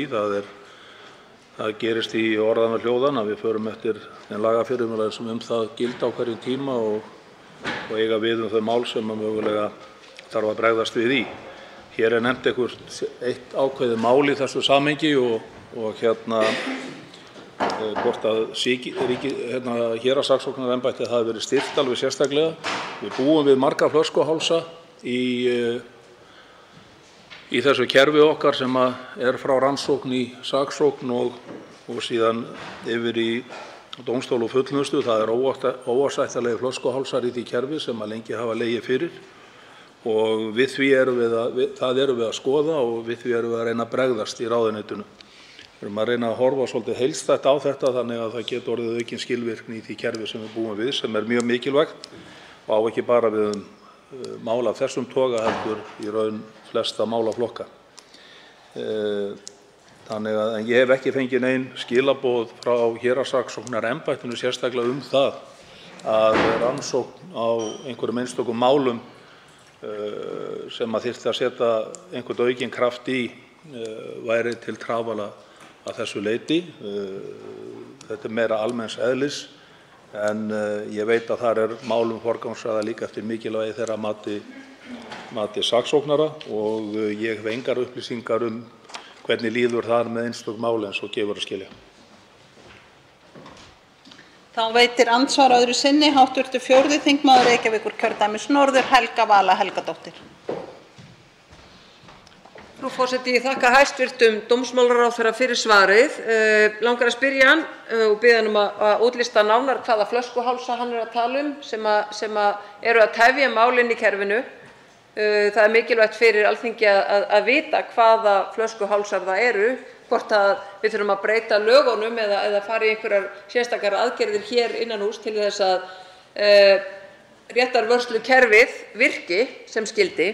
Nú lögðum við fram tillögu strax við fjárlagaumræðuna 2019 aukið fjármagn til héraðssaksóknara svo að hægt væri að fjölga starfsfólki til þess að rannsókn á þessu tiltekna máli gæti gengið hratt og vel fyrir sig, af því þetta auðvitað grafalvarlegt mál og hefur mikið að segja með trúverðugleika Íslands á erlendri grundu, trúverðugleika Íslands sem þjóð sem tekur þátt í alþjóðlegum viðskiptum og svo framvegis. Það vert að benda á að fyrsta handtakan í Namibíu átti sér stað nokkrum dögum eftir að málið var opinberað og fyrsti fangelsisdómurinn þar í landi var kveðinn upp í febrúar 2020 eða 3 mánuðum eftir að málið varð upplýst. En hér á Íslandi ekkert að frétta. Skýrslutökur höfðu ekki átt sér stað yfir meintum sakborningum nokkrum árum síðar og ég velti fyrir mér hvort að dómsmálaráðherra hæstvirtur hyggst beita sér til þess að efnahagsbrot taki ekki áratugi í meðferð í kerfinu heldur jafnvel geti klárast á nokkrum árum, öllum til heilla, líka sakborningum. Þá svarar andsvari öðru sinni hæstv. Dómsmálaráðherra Jón Gunnarsson. Virðulegur forseti, þeir flöskuhálsar sem ég vitna til hér auðvitað öllum ljósir sem hafa fylgst með framvindu í þessum kerfum okkar á undanförnum árum. Þeir eiga sér stað bæði á sviði rannsókna, saksóknar og síðan aftur á fullnustu sviðinu. Við þessu erum við að bregðast með heildarskoðun og öllum þessum þáttum. Ég líti á þetta sem eitt færiband sem þarf að ganga vel og afkasta sem mestu öllum til hagsbóta. Við höfum, Alþingi tók virkan þátt í því skrefi með okkur áramót þar sem var mætt mjög óskum ráðuneytisins varðandi aukin framlög einmitt inn í þessa málaflokka. Og það vel og ég þakklátur fyrir það. Það hafi verið lagt til aukið fjármagn til héraðssaksóknara til þess að rannsókn í þessu eina máli geti gengið hratt og vel fyrir sig. Ég veit ekkert annað en að þetta mál gangi vel fyrir sig eins og önnur mál. Hef bara enga innsýn inn í það, enda ég ekki að fylgjast með einhverjum sérstökum málum, heldur eru embættismennirnir að vinna eftir því sem þeir geta og ég treysti því að það sé unnið eins hratt og vel eins og kostur er. Hyggst ég beita mér fyrir því að efnahagsbrot njóti einhver forgangs í kerfinu okkar eða í rannsókn og í gegnum kerfið. Nei, ekki sérstaklega. Ég tek í sjálfu sér engan málaflokk út fyrir í þeim efnum. Ég til að mynda lít svo á að kynferðisbrot, afbrot séu líka mjög mikilvægur málaflokkur og þar þurfi úrræða við og ég að vinna því. Ofbeldismál eru með sama hætti og það reyndar við flest öll mál að það þarf að vinna þau hraðar og betur heldur en kerfið okkar hefur getað gert. Ég tek efnahagsbrot ekkert út fyrir sviga þar alveg sérstaklega en ég veit það að samtölum mínum við héraðssaksóknaraembættið að þar taka þau mál og forgangsröðum líka eftir mikilvægi þeirra. Þá veitir andsvar hv. 7. þingmaður Suðvesturkjördæmis Þórhildur Sunna Ævarsdóttir.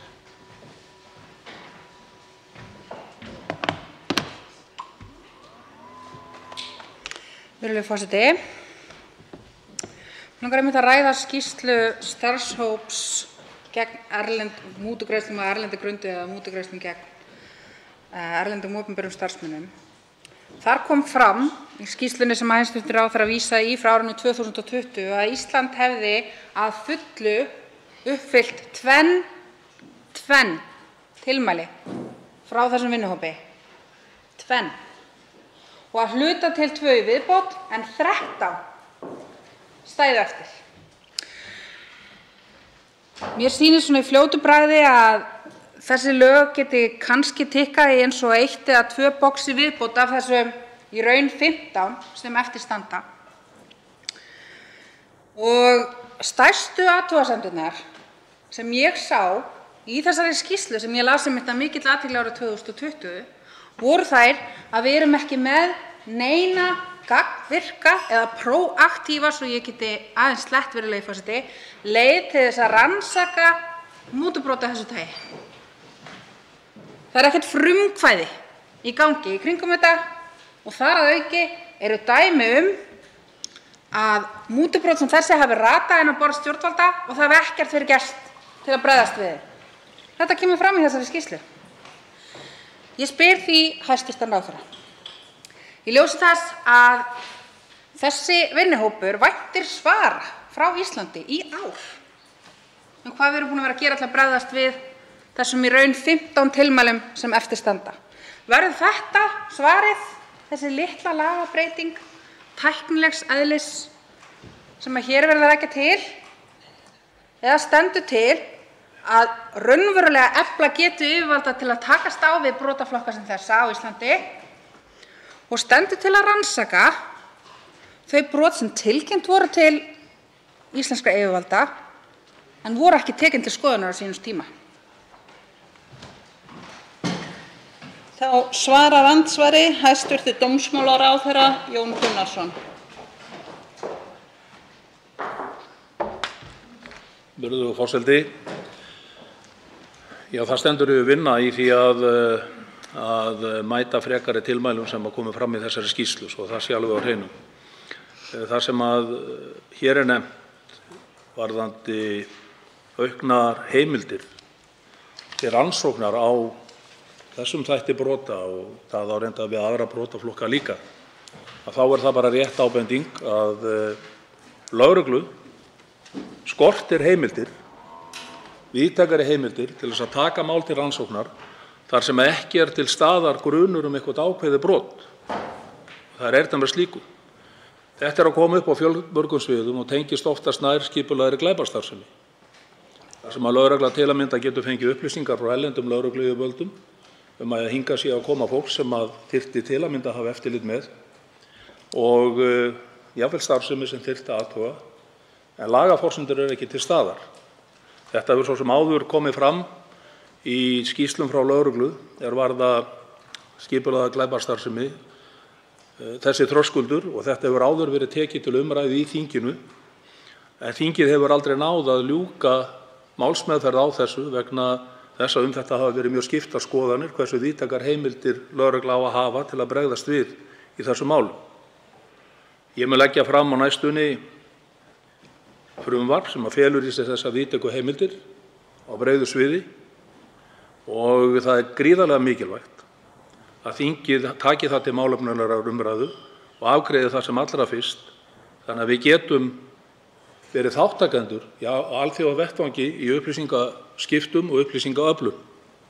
Samhliða þessu er augljóst að við munum auka álagið á þá fámennu deild lögreglunnar sem vinnur á þessum vettvangi og við þurfum að styrkja þá starfsemi samhliða. Þá veitir andsvar öðru sinni hv. 7. þingmaður Suðvesturkjördæmis Þórhildur Sunna Ævarsdóttir. Virðulegur forseti, ég vil halda því til haga að hvergi í þessari skýrslu fann ég nokkur tilmæli eða ráðleggingar til íslenskra yfirvalda að koma hér á fót forvirkum rannsóknarheimildum eins og ráðherra virðist hér vera að gefa undir fótinn. Það er ekki svo. Hins vegar leggur vinnuhópurinn til einmitt að lögreglan hafi mannskap til þess að rannsaka mál sem þessi og geti fylgst betur með, til dæmis eignatilfærslum og öðru, til þess að einmitt geta stefnt í stigu við mögulegum brotum á þessari löggjöf. Og hér í þessari skýrslu er talað 4 mál sem hafi ratað inn á borð til íslenskra yfirvalda þar sem ásakanir eru mútubrot og þar af hafi aðeins eitt þeirra, og það er Samherjamálið, verið rannsakað. Og hin daga einhvern veginn bara uppi, það er ekkert gert með þau. Þetta kemur fram í alþjóðlegri skýrslu Ísland að einungis 1 af 4 þó málum sem búið er að leggja fram hafi verið gert eitthvað með. Hvernig er þetta trúverðugt, virðulegi forseti? Í þessari skýrslu segir einnig að þessi vinnuhópur telur að vera ein stærsta áskorun hjá Íslandi sú trú eða það einhvern veginn viðhorf á Íslandi að svona brot fyrirfinnist ekki hér. Og að þetta sé eitt af því helsta sem standi rannsóknum sem þessum fyrir þrifum. Miðað við Samherjamálið, það hefði ég haldið og umræðuna sem hefur komið fram í kjölfarið af því, þá er ég hissa árið 2020 hafi þessi sjónarmið komið svona ríkt fram í samskiptum við íslensk yfirvöld. En þetta er svo sem eitthvað sem við höfum líka séð í umræðum peningaþvætti og annað hér, að það er einhvern veginn virðist vera viðkvæðið, sérstaklega hjá íhaldssamari armi stjórnmálanna, að Ísland sé nú svo lítið land að við þurfum ekki að hafa áhyggjur af peningaþvætti, eins og við séum einhvern veginn bara komið ónæmi fyrir því, svona bólusetja okkur að þau verðum svo lítil. Ég spyr því hæstv. ráðherra, hvað mun hann gera til þess að efla greiningargetu lögreglunnar, og þá er ég ekki að tala forvirkar rannsóknarheimildir, heldur mannafla.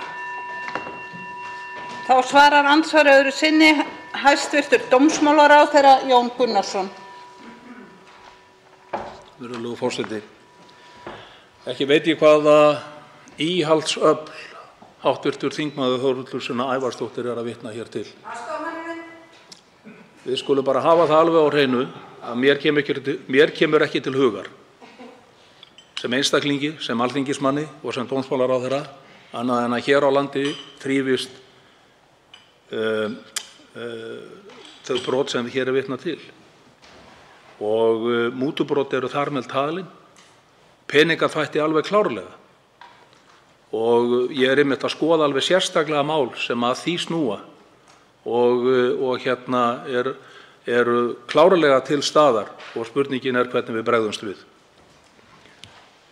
Hv. þingmaður kallar eftir því að það sé fjölgað í lögreglunni. Ég tek undir það að þurfa að fjölga í lögreglunni. Ég legg á það áherslu í undirbúningi mínum að þeim tillögum að við vitum þó hvað það er sem við erum að fá fyrir það fjármagn sem er í þessu kerfi okkar í dag.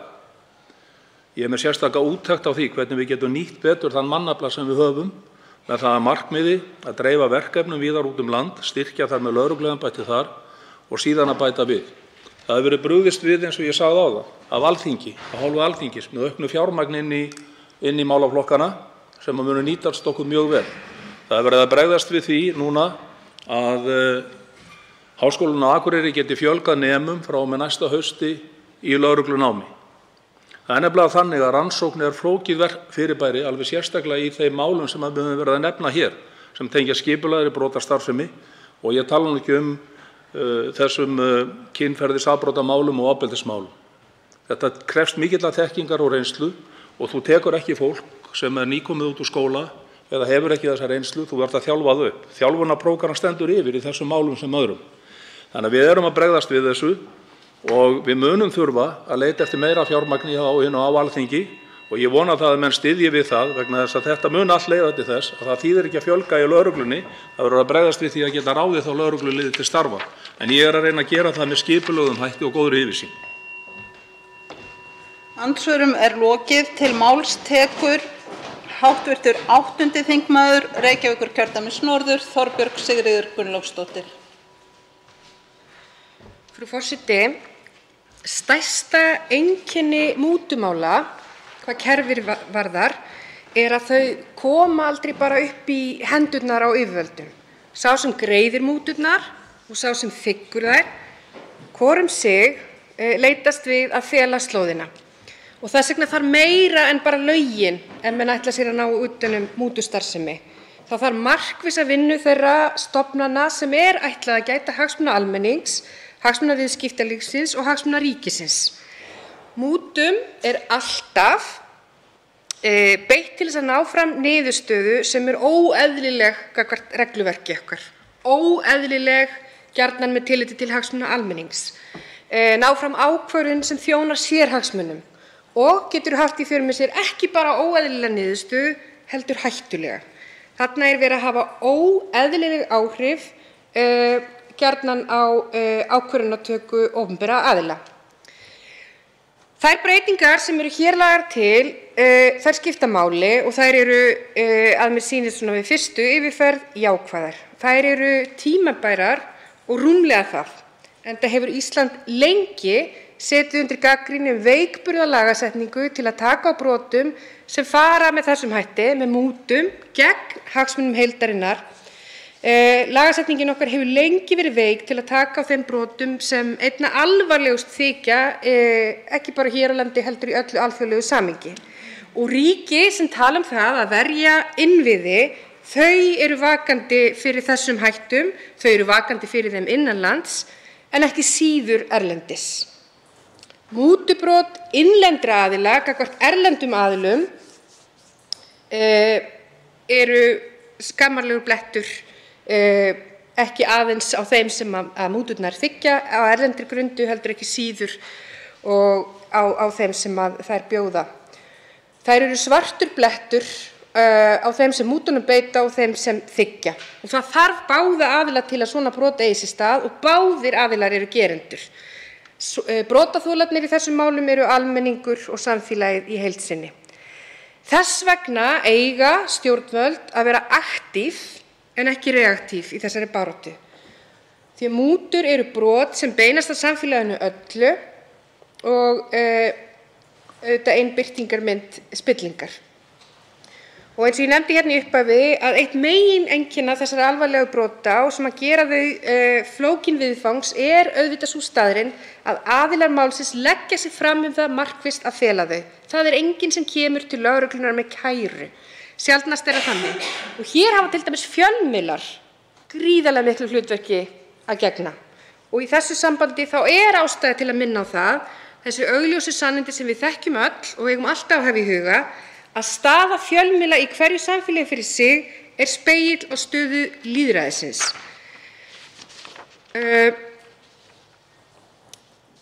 Vegna þess að þeir sem beita mútum fyrir sig og þeir sem þiggja þær munu aldrei að eigin frumkvæði koma með þau í dagsljósið, þá skiptir svo miklu máli að þær stofnanir sem fara með þessi mál hér á landi þá lögregla, það ríkislögreglustjóri, ákæruvaldið hafi ekki bara lagaheimildirnar með sér, heldur líka burði til að sýna frumkvæði í því að leita að þessum brotum. Og það á líka við aðrar þær stofnanir sem sinna eftirliti og aðhaldi í þágu almennings. Ef vinna á gegn mútubrotum meira en bara í orði með lagaákvæðum sem þessum, þá þarf frumkvæðisvinnu þessara stofnana.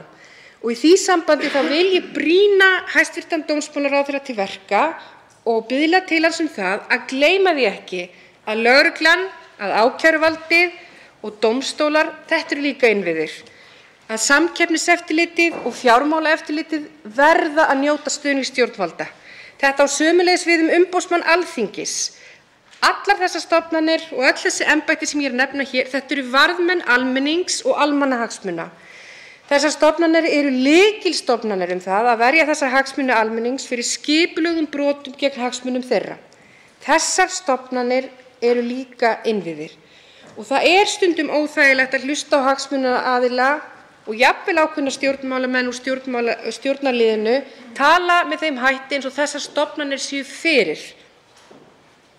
Og það glittir stundum í þá sýn að það sé þægilegast í þágu einhverra hagsmuna að hafa þessar stofnanir veikar. En það þjónar ekki hagsmunum almennings og getur aldrei gert.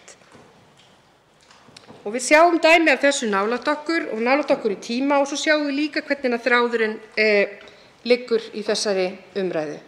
Ég hef áður staðið hér og raunar margsinnis og talað málsmeðferðartíma í réttarkerfinu sem mælikvarða á það hvernig þessi ríkisstjórn heldur utan þær stofnanir sem eiga að gæta hagsmuna almennings.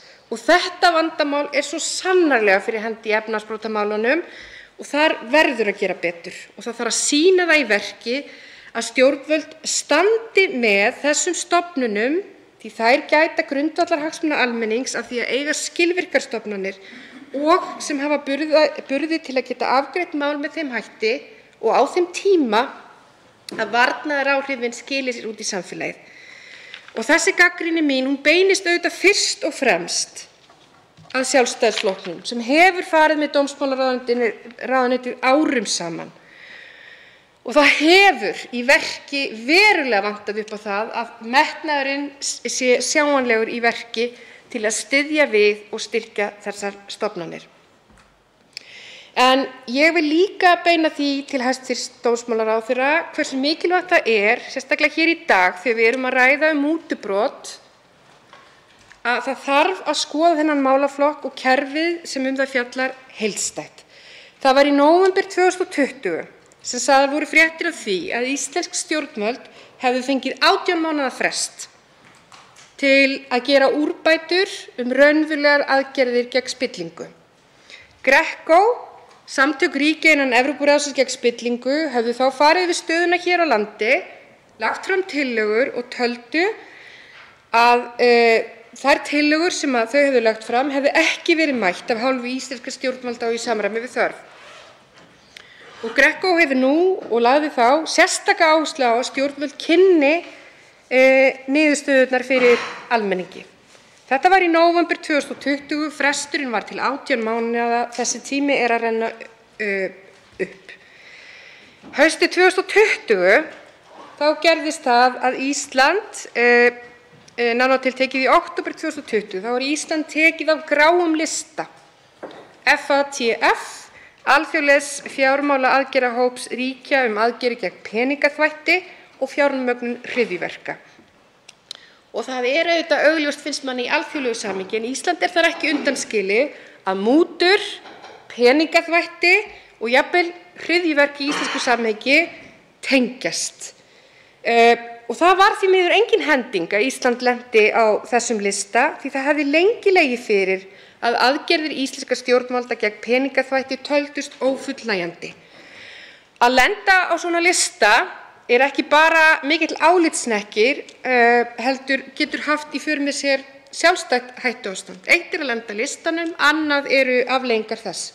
Neikvæð áhrif á fjármálastarfsemi eru eitt. Og síðan þarf auðvitað ekki að hugsa það lengi að fréttir af veru ríkis á þessum lista þær draga nú sennilega ekki úr áhuga þeirra sem að þessa brotastarfsemi stunda að horfa til ríkisins. Menn leita þangað þar sem færin eru. Þannig að aðgerðir ríkisstjórnarinnar þóttu ekki nægilega sterkar. Ríkisstjórnin fékk 18 mánaða frest til að taka prófið aftur, ef svo má segja, og í því samhengi þarf þá að staldra við og horfa á heildarmyndina. Haustið 2020 gerðist það líka að umboðsmaður Alþingis, þáverandi Tryggvi Gunnarsson, lýsti því yfir á opnum fundi í stjórnskipunar- og eftirlitsnefnd að embættið hefði ekki burði til að sinna frumkvæðisathugunum á stjórnsýslunni. Frumkvæði þessa embættis er gríðarlega mikilvægt, að hann geti að eigin frumkvæði kafað og skoðað mál, skoðað framkvæmd, skoðað lagastoð þar sem að honum finnst vera tilefni þess, í stað þess að taka bara við þeim málum sem til hans koma. Það er auðvitað mikilvægt að almenningur hafi umboðsmann til að leita til, en ef það fyllir alla hans dagskrá og hann getur aldrei að eigin frumkvæði farið af stað, þá stendur embættið einfaldlega ekki alveg undir nafni. En hann lýsti því að vegna manneklu og verkefnaþunga þá gæti embættið ekki sinnt því að skoða mál að eigin frumkvæði. Og ég lít svo á að hann hafi þar með orðum sínum verið að lýsa því yfir að embættið gæti ekki að fullu leyti sinnt verkefnum sínum, sinnt hagsmunagæslu í þágu almennings vegna þess að stjórnvöld styðja ekki við embættið. Og þannig stefna hún vinnur einfaldlega gegn fólkinu í landinu. Aðhalds- og eftirlitshlutverk umboðsmanns er gríðarlega mikilvægt. Og ef umboðsmaður er í þeirri stöðu að geta ekki tekið upp mál að eigin frumkvæði, þá er trúverðugleiki embættisins í hættu, en það er líka trúverðugleiki stjórnvalda. Þannig það hefur mikla þýðingu að gera betur hér og að líta á þetta frumvarp sem hér er til meðferðar í dag, og ég vil hrósa dómsmálaráðherra hæstv. Fyrir, en líta á það í samhengi við stöðu þeirra stofnana sem ættu að fást við verkefni sem þessi. Hér er komið fram mál sem að mér sýnist bæta regluverkið sjálft. Og það kemur fram í greinargerð að það er samið til að það sé hægt að bregðast við tilmælum vinnuhóps Efnahags-, samvinnu- og þróunarstofnunarinnar mútur í alþjóðlegum viðskiptum og skýrslu vinnuhóps frá desember 2020 í tilefni af úttekt hópsins á Íslandi, 4. úttekt hópsins, framkvæmd Íslands á samningi baráttu gegn mútugreiðslum til erlendra opinberra starfsmanna í alþjóðlegum viðskiptum. Og samningurinn hann er ekki alveg nýr, hann var fullgiltur af hálfu Íslands 1998, öðlaðist gildi 1999. Og vinnuhópur OECD mútur í alþjóðlegum viðskiptum sem hefur það hlutverk að fylgjast með framkvæmdinni, fylgjast með innleiðingunni, hafði flaggað því nokkur skeið til Íslands að hér þyrfti að skerpa á lagaumgjörðinni. Úttektin laut fyrst og fremst þó að getu og hæfni stjórnvalda til að koma upp brot sem varða mútugreiðslur til erlendra opinberra starfsmanna með rannsókn eða með saksókn. Og vitaskuld, ég ætla ekki að gera lítið úr því, þá er náttúrulega lagaumgjörðin grundvallarpunktur þar en upphafspunktur. Og það er áhugavert að það kemur fram í greinargerðinni að í skýrslunni þá hafi vinnuhópurinn lýst yfir áhyggjum af því að íslensk stjórnvöld hafa enn ekki lokið við rannsókn á einu einasta sakamáli sem varðar mútugreiðslur til erlendra opinberra starfsmanna. Ekki einu einasta. Ég ætla að ljúka máli mínu á því að ítreka að ég fagna þessu máli og vil líka ítreka að þessi mál þau koma ekki fram í dagsljósið nema vegna þess að einhver segir frá þeim eða einhver fær upplýsingar í hendur og það þarf frumkvæði og það þarf sterkar stofnanir sem að hafa tíma til að geta unnið að þessum málum. Þess vegna verður svona lagaákvæði þögult í reynd ef ekki fylgir með hugmyndafræði og forysta af hálfu hæstv. Ráðherra að glæða þetta ákvæði lífi. Og það getur hæstv. Ráðherra gert með því að styðja við þær stofnanir sem eru nú að fá þetta verkfæri í hendurnar. Þannig getur hæstv. Ráðherra tekið stöðu með hinum samfélagslegum hagsmunum sem eru undir.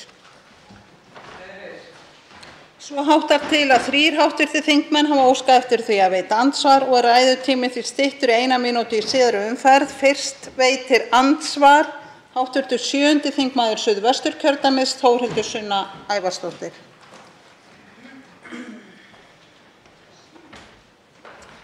Virðulegur forseti.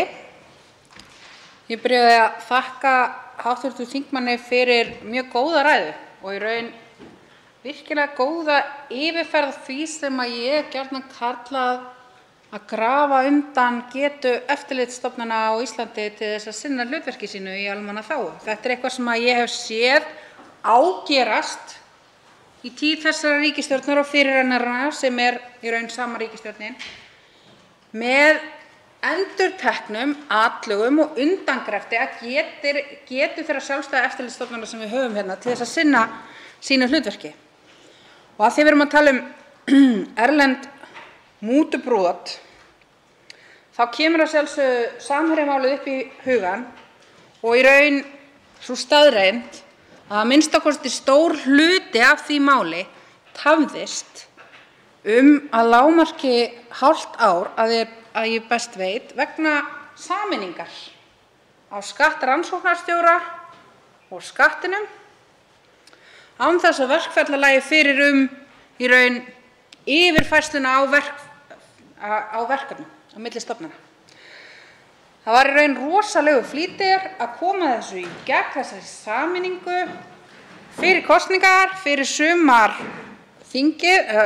sumarfrí þingsins og það var ekki gert ráð fyrir einhverjum verklagsreglum til að tryggja í raun öryggi þeirra mála sem að flytjast átt á milli stofnana, sem þýddi að stór angi af Samherjamálinu satt pikkfastur vegna þess að það var ekki hægt að færa verkefnin á milli stofnana. Og ég velti fyrir mér vegna þess að hv. þingmaður hefur reynslu úr starfi sem saksóknari. Hvernig það horfir við henni að vita að svona stórt mál sitji í raun pikkfast einfaldlega vegna þess að það vantar einhverjar leiðbeiningar.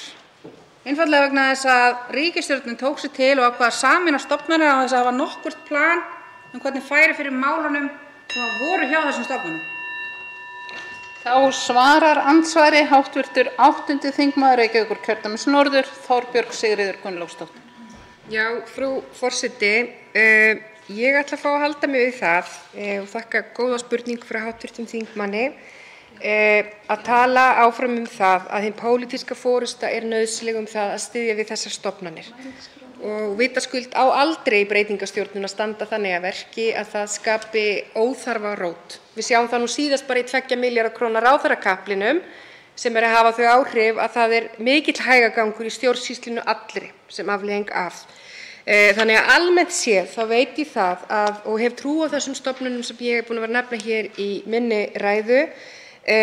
Þar er unnið að heilindum. Ég veit líka að þar vinnur fólk með fangið fullt og það er hlutverk stjórnvalda að standa með þessum stofnunum í þágu almennings alls og svona rask eins og nefnir eru þetta ekki heppilegt.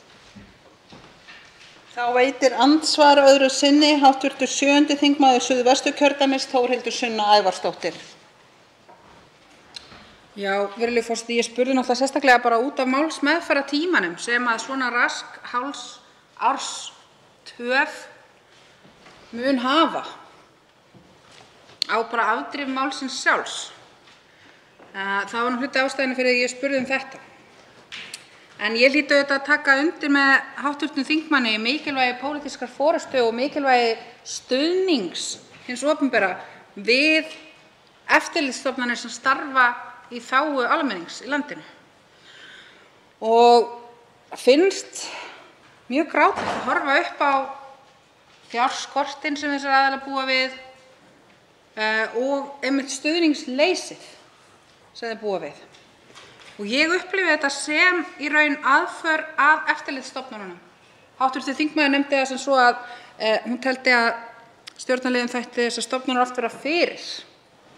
Ég veit fyrir mér fyrir hverjum, nákvæmlega. Þá svarar andsvar öðru sinni hv. 8. þingmaður Reykjavíkurkjördæmis norður, Þorbjörg Sigríður Gunnlaugsdóttir. Já, frú forseti, ég þakka hv. þingmanni fyrir spurninguna og athugasemdina og einmitt varðandi málsmeðferðartímann, því hann er mikið til umræðu í samfélaginu í dag og mjög í samhengi við kynferðisbrotamálin. En þó er það nú staðreynd, þó sé ekki mikið hana rætt, af því að efnahagsbrotamálin fá kastljós fjölmiðlanna síður á sig og með sér, að þetta er mikið vandamál í þeim málaflokki. Þetta eru þungar og flóknar rannsóknir sem þurfa að fólk geti haft tímann til þess að setja sig allt í málin, og upp á það vantar einfaldlega vegna þess að vantar fólk. En ég er sammála hv. þingmanni í því, og ég nefndi það sérstaklega, að það má ekki gerast. Eitt er að hagsmunaöflin tali með þeim hætti, en það má aldrei gerast af hálfu stjórnmálanna að litið sé á eftirlitið sem fyrir, því það þjónar jú hagsmunum okkar allra. Þá veitir andsvar hv. 7. þingmaður Reykjavíkurkjördæmis suður, Björn Leví Gunnarsson.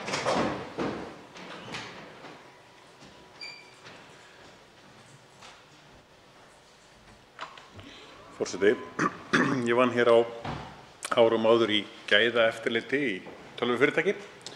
Það snerist starf ýmissa að rauninni svona fylgjast með því hvort að það væri verið að fara eftir bara reglunum eins og þær gengu og gerðust þar innanborðs.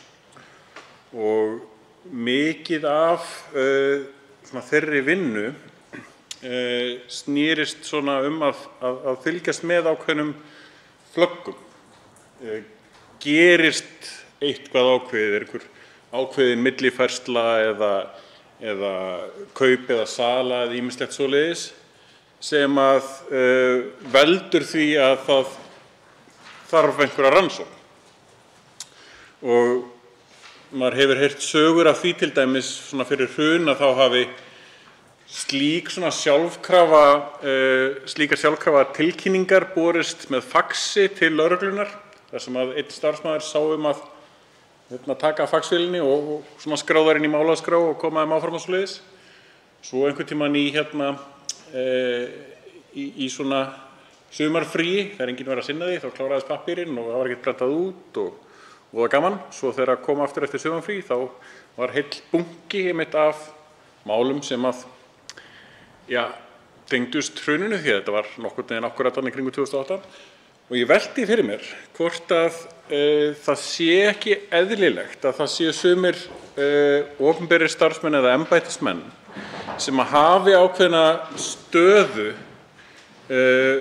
sem að fylgst með virkum hætti. Það eru bara ákveðnar áhættu vegna mútu eða slíkra svona mögulegrar hagsmuna árekstra. Þannig að væri ekki eðlilegt kannski að beina athygli sinni að einhvers konar svoleiðis sjálfvirkri eftirlitsstarfsemi með viðkvæmum aðilum. Þá svarar andsvari hv. 8. þingmaður Reykjavíkurkjördæmis norður, Þorbjörg Sigríður Gunnlaugsdóttir. Já, frú forseti, ég þakka spurninguna. Ég held að sé varðandi þessi brot, því orðin eru svo stór, mútur og spilling og svo framvegis, að þá sé þetta sjálfstætt hættuástand að líta svo á að í fámennu samfélagi eins og Íslandi þá getur svona ekki hent. Með því er náttúrulega andvaraleysið algjört. Ég ætla að játa að ég þekki ekki til þess sem að hv. þingmaður að spyrja en ég stóð þó í þeirri trú að af hálfu lögreglunnar þá væru einhverjir bara starfsins vegna sem þurfa að uppfylla eða svara einhverjum spurningalistum. Ég bara játa að ég þekki þetta ekki nægilega vel hvort þetta reyndin og ætla held ég ekki að úttala mig neitt frekar það. Þá veitir andsvar öðru sinni hv. 6. þingmaður Reykjavíkurkjördæmis suður, Björn Leví Gunnarsson. Forseti, ég velti þessu fyrir mér til dæmis varðandi ráðherra. Þegar bara einhver gerist ráðherra að viðkomandi falli myndi ekki bara sjálfkrafa undir ákveðið aðhald sem slíkt. Jafnvel eftir, einhver tíma eftir að ráðherra stöðu gegnum, því að við þekkjum alveg svona ákveðna greiðastarfsemi sem að hefur oft komið upp og þó að mútur eru oft ekki bara bein greiðsla, brúnt umslag undir borð, heldur það stundum ákveðin aðstöðu svona veiting sem er oft miklu erfiðara að fylgjast með. Og ég velti bara fyrir mér hvort að það sé ekki ákveðin viðkvæm embætti í rauninni sem eru kannski hætt við að sé svona áhætta gagnvart hagsmunalega séð, sterk hagsmunatengsl sem að eiga nokkurn veginn að sjálfkrafa að falla undir slíkt virt aðhald. Þá svarar andsvari öðru sinni hv. 8. þingmaður Reykjavíkurkjördæmis norður, Þorbjörg Sigríður Gunnlaugsdóttir. Já, frú forseti, ég held nú að það sé þannig. Það þannig ákveðna aðila í fjármálageiranum, það þannig þingmenn, það skráningarskylda á dómurum og svo framvegis. Svo hittir annað mál hvernig eftirfylgnin með þeirri upplýsingagjöf. Ég játa það, ég þekki það ekki til fulls hvernig það svo en að því þú nefndir mútubrotin sem auðvitað alvarleg ógn við bara samfélagshagsmuni heildstætt, þá auðvitað ákvæðið þannig að það reynir að ná utan alla þá þætti sem að svona brot getur átt sér stað í samhengi við, ekki bara með greiðslu heldur eiginlega öðrum birtingarmyndum þess að reyna að ná fram til dæmis ákvörðunartöku með óeðlilegum inngripum, gjöfum, gjaldi eða ég man ekki hvernig þetta allt saman upptalið. En það auðvitað þannig í íslensku samfélagi í dag að það upplýsingaskylda einmitt á ákveðnum aðilum sem að þykja verið í þeirri stöðu starfs vegna. Þá veitir andsvar hv. 13. þingmaður Suðvesturkjördæmis Gísli Rafn Ólafsson.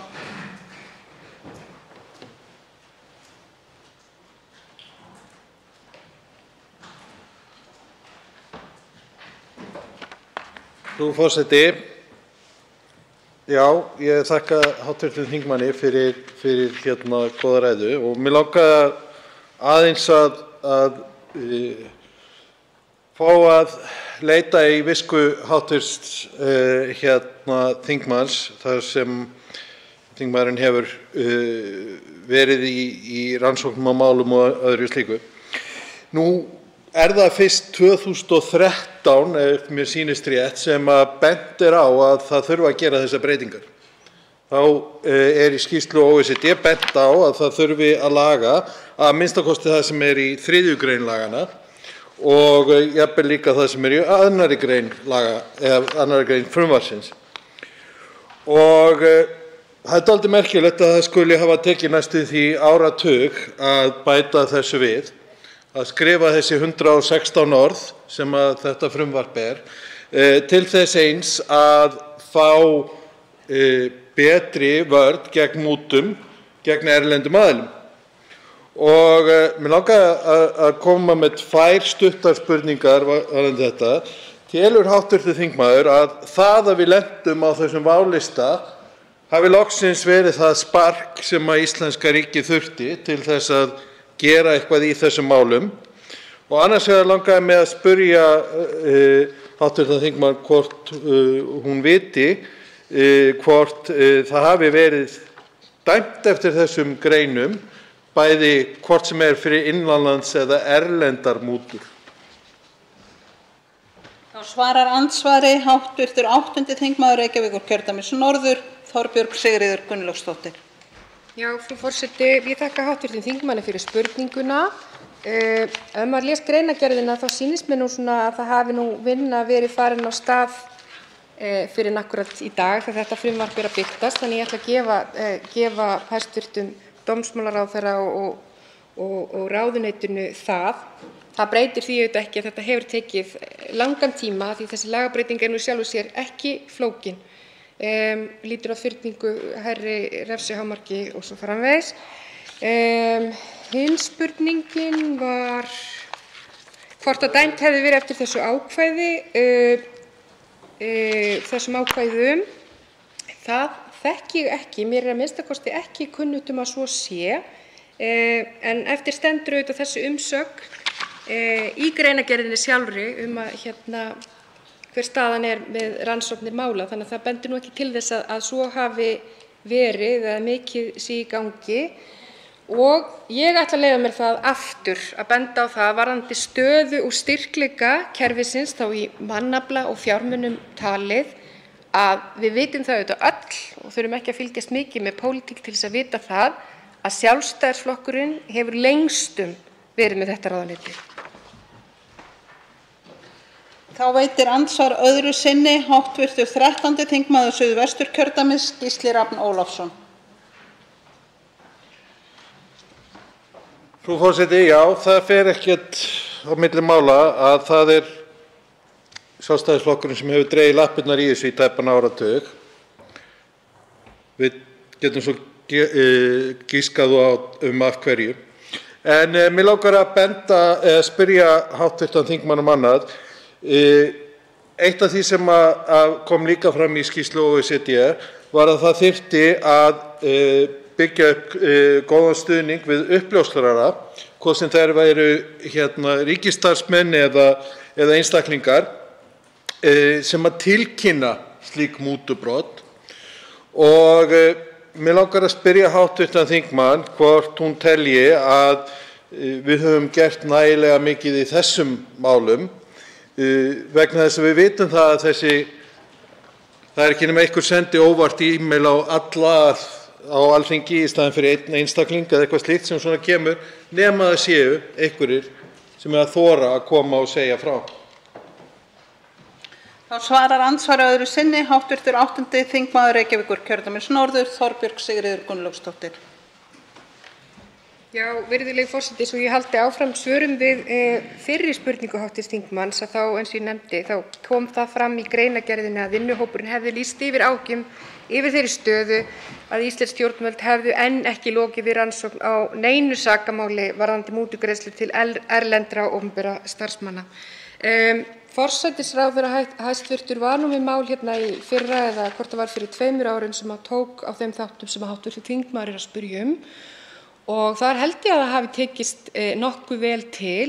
Hitt er síðan að skapa þær aðstæður að traust sé fyrir hendi hjá fólki út í samfélaginu að það sé í reynd gerlegt að uppljóstra mál með þeim hætti. Þar erum við aftur komin inn á svona samfélagslega breytur. Hvernig er umræðan? Hvernig er þolið í samfélaginu fyrir því þegar risið upp gegn sterkum aðilum? Hver er staða fjölmiðla og svo framvegis? Þetta þarf allt saman að spila saman. Þá er andsvörum lokið. Til máls tekur hv. 7. þingmaður Norðvesturkjördæmis, Eyjólfur Ármannsson.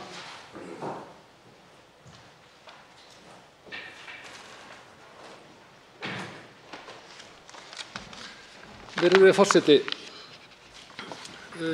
hér er ansi merkilegt mál að ferðinni og ég tel mig knúinn til að koma í ræðustól þar sem ég fyrir starfsferli mínu þá var ég að vinna í málum mjög tengdum þessu eða nánast algjörlega sömu málum. En það var þegar ég var að vinna í Fjármálaeftirlitinu að þá tók ég þátt í 3. mati FATF, Financial Action Task Force, á stöðu Íslands varðandi peningaþvætti.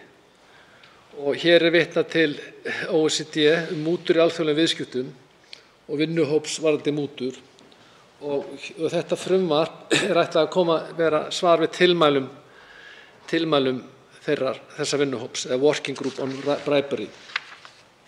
Mig langar aðeins að byrja varðandi formið á þessu lagabreytingu sem lýtur á því og ég vil líka byrja að taka það fram að hegningarlögin, það er gríðarlega mikið af ákvæðum þar sem eiga þessu uppruna með svipuðum hætti og hér koma fram í þessu frumvarpi sem eiga sér þessi erlendan uppruna, peningaþvættislöggjöfin og svo þessi löggjöf og fleiri ákvæði koma úr alþjóðasamstarfi og eru síðan Ísland metið hvernig það er að standa sig. Og það er alveg gríðarlega mikilvægt að íslensk stjórnvöld, og ég vona að hæstv. Ráðherra taki það til sín, að Ísland standi sig í þessu mati. Og það er talað oft að vera best í heimi og annað slíkt hér heima við, en það er alveg grundvallaratriði að við getum staðið. Það er tiltölulega auðvelt, tel ég, að geta staðið sig, orðið best in class á þessu sviði og það þarf að fylgja svo vel eftir. Þegar ég var í peningaþvættismálunum og þá kom skýrsla árið 2006 og ég var að vinna eftirfylgni og hún endaði með því, ég var reyndar hættur störfum, en hún endaði því að Ísland lenti á svörtum lista. Og það sýndi algjöran stjórnsýslubrest, svo ekki sé meira sagt. Þetta voru einföld mál tiltölulega, en sko maður fór að hugsa bara að þetta var erlendis, hvort þetta var bara ekki að ná í gegn á æðstu stigum. Það var algjörlega með ólíkindum. Og í orðspor Íslands er algjöru rúst varðandi peningþvættismál. Þó svo við sem komum á þessu lista sem hafði Írak, Afganistan og fleiri slík ríki sem nánast ekki með stjórnkerfi. En allavega þegar komum við út fyrir landsteinana þá er mjög mikið horft á þessi mál. Og þannig að þetta er alveg tilefni til þess að ætti að fara í mikla umræðu og stjórnkerfi ætti að taka þetta algjöran forgangsmál að fylgja eftir öllum tilmælum sem koma utan varðandi hegningarlög og aðra löggjöf. Varðandi þessa löggjöf, varðandi þetta fyrir sérstaklega, þá veki athygli á því, mér finnst mjög sérstakt að því að það er ákvæði, þetta er breyting á 109. grein í 2. greininni. Það er verið að hækka refsistigið úr 5 árum í 6 ár og fangelsi úr 5 árum í 6 ár. Sko það er það ákvæði sem er mútunar. Það ákvæði er mútur varðandi sem lýtur að opinberum starfsmönnum. Og þessi samningur sem vitnaði til, OECD-samningurinn, hann er gerður af frumkvæði Bandaríkjanna eins og kemur fram í frumvarpinu. Samningur baráttu gegn mútugreiðslum til erlendra opinberra starfsmanna í alþjóðlegum viðskiptum og saminn á vettvangi OECD að frumkvæði Bandaríkjastjórnar. OECD er svona klúbbur ríkara þjóða í heiminum. Þarna eru þessar þjóðir sem eru í OECD að lofa þróunarríkjum því að þeir ætla að fara að refsa viðskiptamönnum sem bera mútur á erlenda opinberra starfsmenn. Og þá kom 109. grein fram, sem var breytt. Henni var breytt, 2. málsgrein. Og ég hefði talið rétt, og ég veit þetta er lagatæknilegt, að það væri þar í heild, það væri eitt ákvæði, núna er búin að splitta þessu, að núna er verið að taka líka fram, var þetta fyrirtæki í opinberri eigu, að þá sé fjallað það í 264. grein A. Ég talið miklu betra að hafa þetta allt í 1. grein sem lúta að mútum erlendra opinberra starfsmanna. Hvort sem þessi fyrirtækin í opinberri eigu og þannig alltaf einstaklingar þar á bakveða sjálfsögðu og eða þá erlendir starfsmenn. Mér finnst þetta þegar að dreifast á 2 staði sé ekki rétt, en fólk getur haft sína skoðun á því. Ég get ekki annað en bent á hérna varðandi og hefur minnst á það í ágætri ræðu hér áðan, hv. þingmanni, varðandi það að þar kemur fram að vinnuhópurinn hafi átt fund í desember 2020 þar sem að skýrsla Ísland var samþykkt sem liður í 4. úttekt vinnuhópsins hér á landi. Og hún leit fyrst og fremst að getu og hæfni stjórnvalda til að koma upp brot varða mútugreiðslur til erlendra opinberra starfsmanna og rannsaka þau og saksækja, þannig að þau hafa áhyggjur af hæfninni og getunni. Og það er alveg grundvallaratriði að þekking og hæfni sé búin til hjá þeim embætti sem sjá þessi mál og hjá þá embætti héraðssaksóknara og hann verður efldur til að taka á þessum málum. Og ég get ekki annað en leyft mér að vísa til skýrslu sem kemur fram í frumvarpinu, það sem segir með leyfi forseta, í skýrslunni lýsir vinnuhópurinn áhyggjum af því að íslensk stjórnvöld hafa enn ekki lokið við rannsókn á einu einasta sakamáli varða mútugreiðslur til erlendra opinberra starfsmanna. Tilvitnun lýkur. Sko, nú vitum við öll að það er mál í gangi hjá lögregluyfirvöldum sem lýtur á mútugreiðslum í Namibíu. Það er búið að vera árum saman, nokkur ár núna til vinnslu og ég veit að hæstv. Ráðherra hefur heimild til að óska eftir upplýsingum stöðu þess máls í sakamálulögunum eins og annarra sakamála. að það mál skuli ennþá vera í rannsókn og ekki lokið. Og það getur vel verið að sé ykkur skattahluti, ég þekki það ekki, svo kom fram hér áðan, en þá bara að kljúfa hann frá. Það hefur verið gert í fleiri málum, Baugsmálinu og fleiri málum, Byrgismálinu. Þá skattahlutin kljúfinn frá og refsimáli tekið tveimur bútum. Það þess að sikkur heimildin. En það að við séum ennþá með þetta mál í gangi og það smitast svo út frá sér og traust almennings á stjórnvöldum að þetta mál skuli ennþá vera í gangi, það grefur undan trausti almennings á stjórnvöldum. Að það sé ekki búið að ljúka því eða þá minnst eitthvað að upplýsa almenningu hvar það statt og af hverju það taki svo langan tíma. Þetta algjört grundvallaratriði. Og það mál og það að múta erlendum opinberum starfsmanni algjörlega 101 í mútugreiðslum í heiminum og spillingu í heiminum. Þetta inngangskúrs. Algjörlega. Þess vegna þessi samningur settur í OECD á sínum tíma. Og það alltaf sorglegt að eitt stærsta og öflugasta útgerðarfyrirtæki landsins skuli hafa lent í svona máli, en ég þekki bara sjálfur, var þetta allt svona, það sem er ámælistekki á erlendu stórfyrirtækjum, það að klára málin sem fyrst og svo heldur lífið áfram. Það virðist eitthvað annað verið í gangi hér á Íslandi. En þannig að þetta alveg grundvallaratriði. Varðandi frumvarpið heild, þá til þetta mikilvægt frumvarp af þessum athugasemdum sem ég hér komið með og ég vonast til að það fái góða meðferð í nefnd og það ýmislegt að skoða hvað þetta varðar og það að líka þetta ekki nægjanlegt að koma bara með lögin, það verður líka að efla rannsóknarstig og þekkingu á þessum málum. Og ég hef tekið þátt í rannsókn á mútumálum erlendis, ekki mútumálum erlendis, en lítur spillingamálum erlendis. Og þau eru flókin og löng, það þarf að senda svokölluð letter rogatory milli landa sem ákveðið vandamál til að fá upplýsingar og þetta samvinnu við erlend lögregluyfirvöld líka. En það annað sem líka vandamál og getur verið, það þegar komið með aflandseyjarnar, varðandi fyrirtæki, eignir og annað slíkt. Og það væri mjög fróðlegt að taka umræðu um það og vonandi frumvarp sem lítur að því þegar lögaðilar eru stjórnaraðilar í þessum fyrirtækjum og enginn veit hver og hvað. Og eitt af þeim málum sem að setti Ísland á svarta listan, eða listir ósamvinnu því, það var það að við vorum ekki með löggjöf, nægilega skýra löggjöf um raunverulegan eiganda á fyrirtækjum.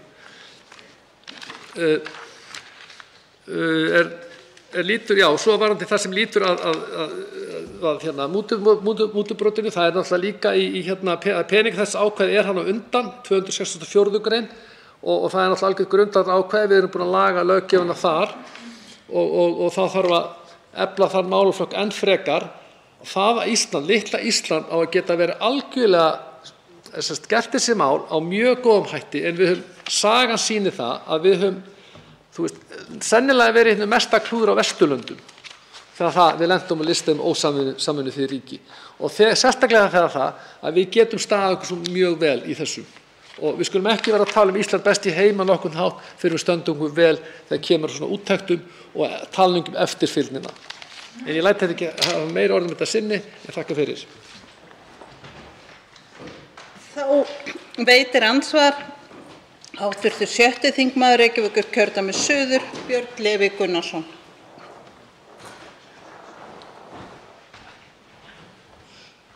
Forseti, þakka þingmannum fyrir áhugaverða ræðu.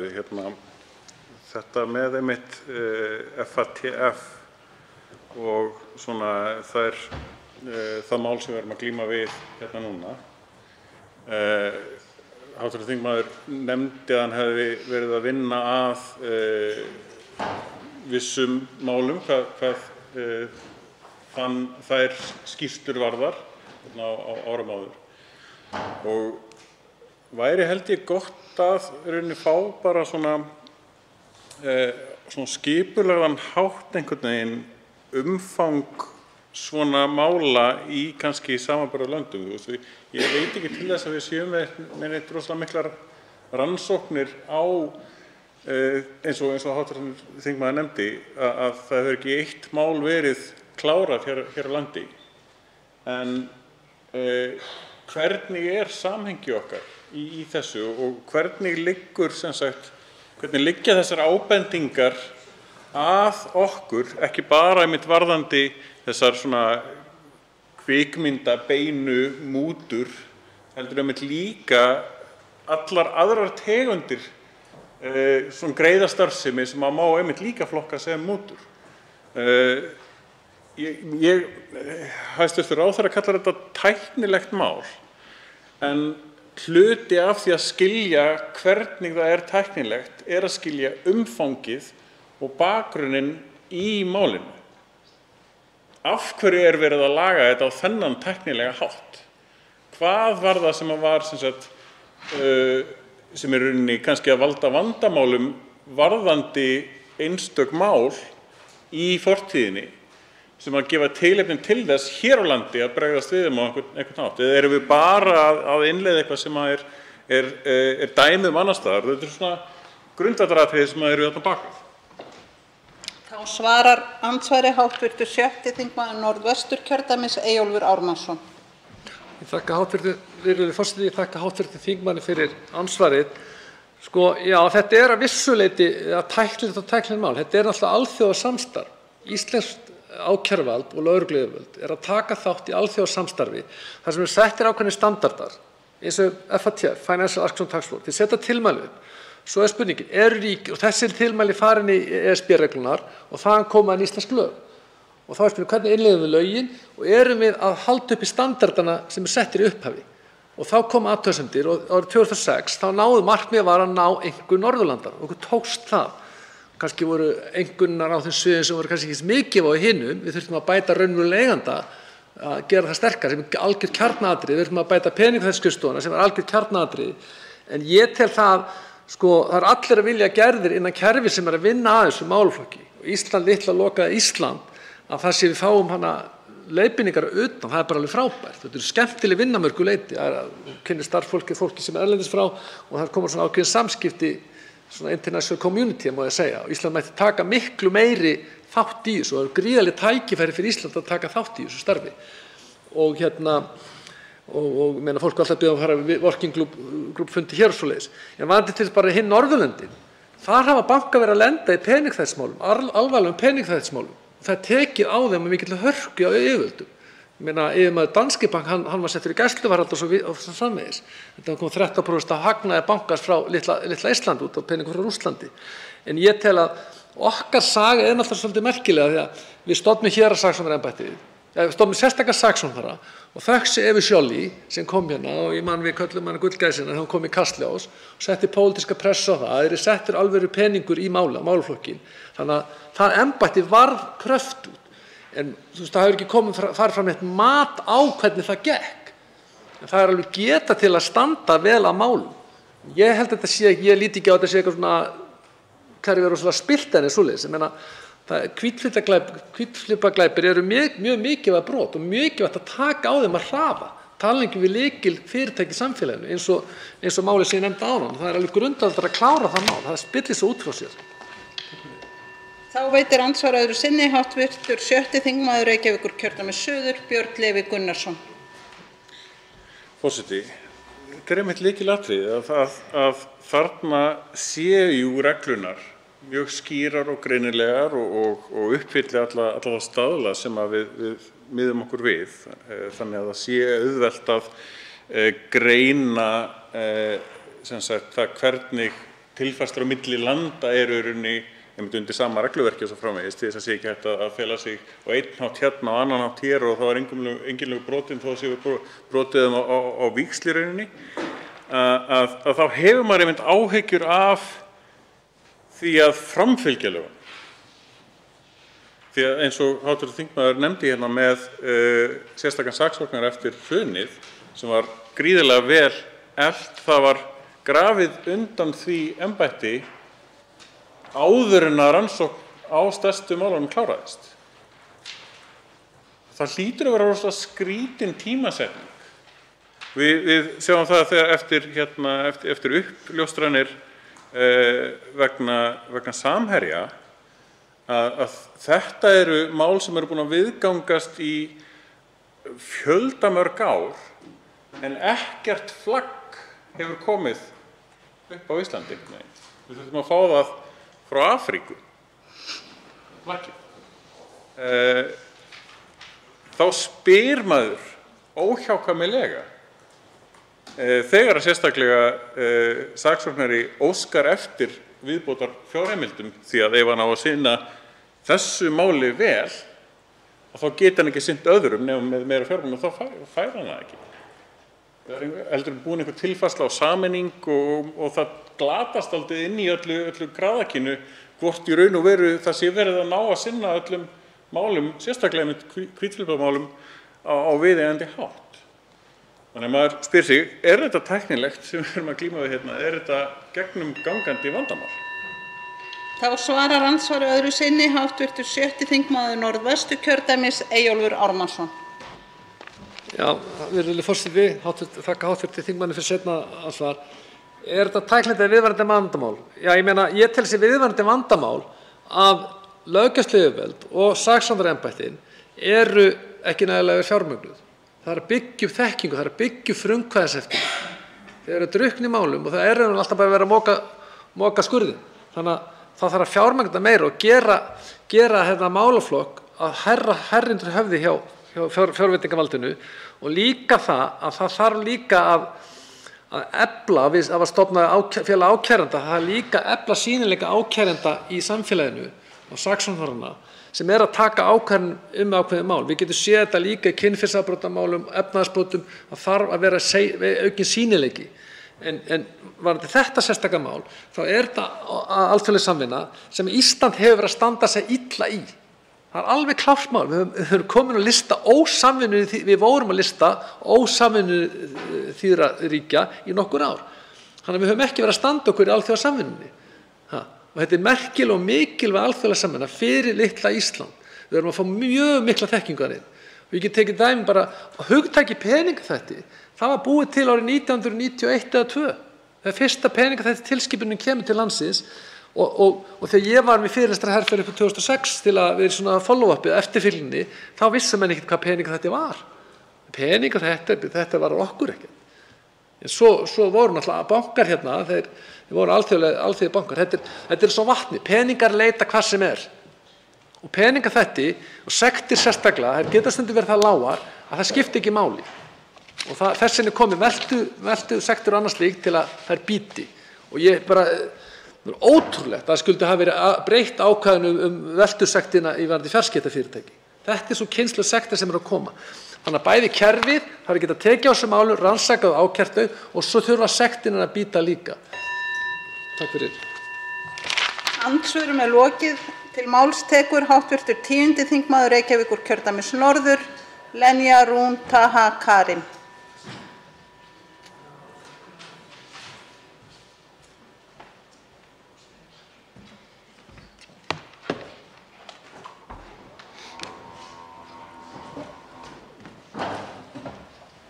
Virðulegi forseti, ég vildi bara byrja á því að þakka hæstv. Dómsmálaráðherra fyrir þessa lagabreytingu. Það hefur verið mjög mikil vöntun á því að orða þetta ákvæði vel og ég fagna því að við séum að lögfesta þær breytingar. Og svo vildi ég líka bara vekja athygli á því að ég náði ekki að banka og biðja um andsvör áður en að hæstv. Ráðherra lauk máli sínu áðan. Þetta á mögulega heima betur þar en það er allt í lagi, ég hendi mig bara í þetta. Ég er hins vegar að velta því fyrir mér hvers vegna þetta frumvarp er í farvegi núna en ekki á síðasta kjörtímabili þegar beint var tilmælum starfshópsins að dómsmálaráðuneytinu. Þetta er tiltölulega einfalt frumvarp sem varðar nauðsynlegt málefni eins og fram hefur komið í dag. Eins er ég að velta því fyrir mér hvort atvikið í Namibíu hafi leitt til þess að starfshópurinn hafi beint þessum tilmælum til dómsmálaráðuneytisins varðandi nauðsynlegar lagabreytingar er varðar erlend mútubrot. Forseti, í greinargerðinni kemur líka fram að vinnuhópurinn hefur lýst áhyggjum yfir því að íslensk stjórnvöld hafi ekki enn lokið við rannsókn á einu einasta sakamáli er varðar mútugreiðslur til erlendra opinberra starfsmanna. Og því spyr ég hæstv. Dómsmálaráðherra hversu mörg mál eru þetta sem standa enn órannsökuð, hvað veldur þessum seinagangi og hvers vegna er lagt meira púður í að rannsaka stolin síma en að rannsaka mútubrot til erlendra opinberra starfsmanna. Er þetta virkilega forgangsröðunin sem við viljum taka til fyrirmyndar?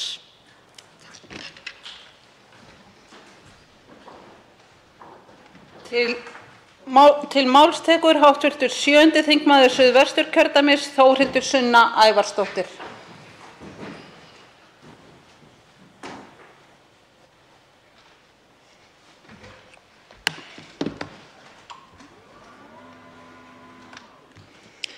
Virðulegur forseti. Við ræðum hérna mikilvægt mál og það er uppfylling á alþjóðlegum skuldbindingum Íslands, hvernig við tökumst á við mútubrot á alþjóðlegum vettvangi. En það er svo margt í þessu máli, virðulegur forseti. Og það sem undir hér eru tilmæli sem voru sett til íslenskra stjórnvalda árið 2010. Virðulegur forseti, 2010.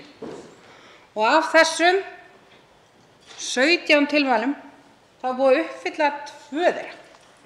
Síðan árið 2010, síðan þá eru komin 12 ár. Þetta eru 3 kjörtímabil. Í eðlilegu árferði, svo sem þau eru búin að vera fleiri.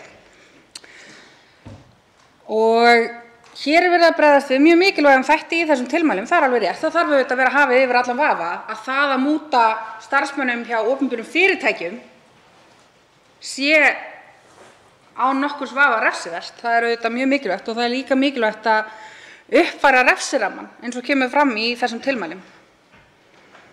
En það er ýmislegt annað sem að ég klóra mér í hausnum yfir að í öll þessi ár, þessi 12 ár,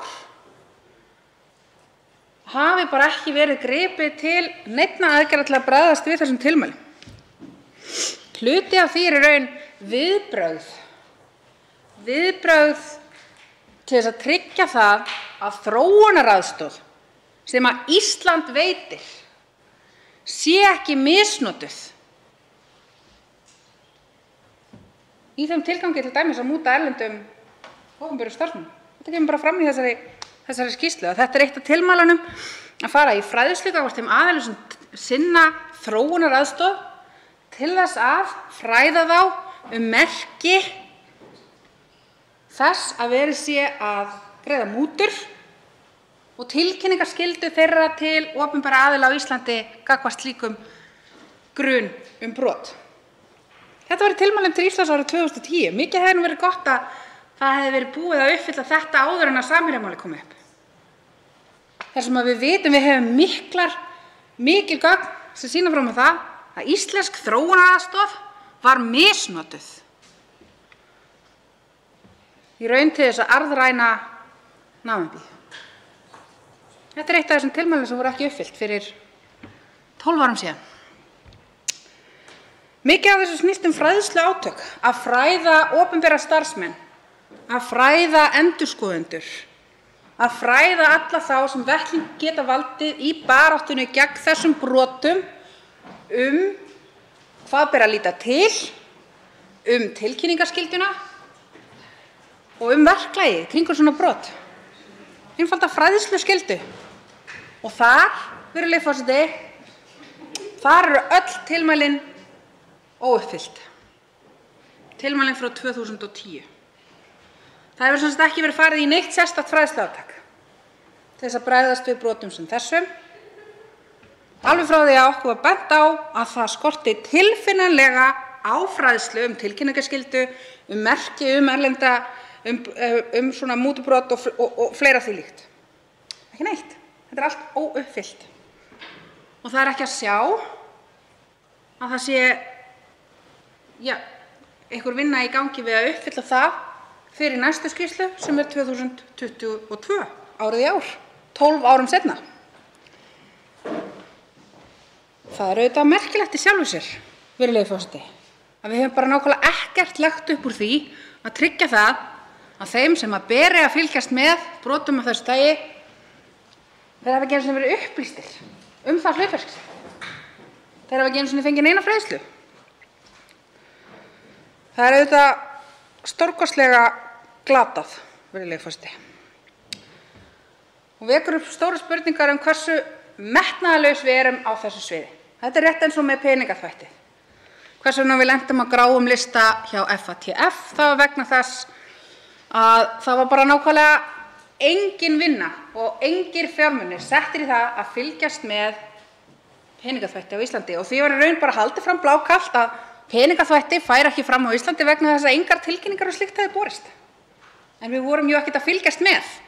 Þannig að hvernig í ósköpunum hefðum átt að finna dæmi ef við vorum ekki að fylgjast með. Það er nákvæmlega það sama með erlend mútubrot, þar sem við höfum meira að segja skjalfest dæmi, 3 skjalfest dæmi af málum sem hafa komið inn á borð þar til bara yfirvalda sem er svo bara ekkert verið gert með. Þetta er í þessari skýrslu.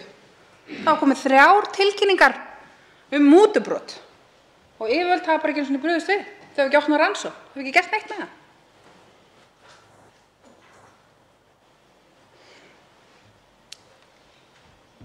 Þetta er auðvitað í eðli sínu frekar undarlegt, virðulegi forseti.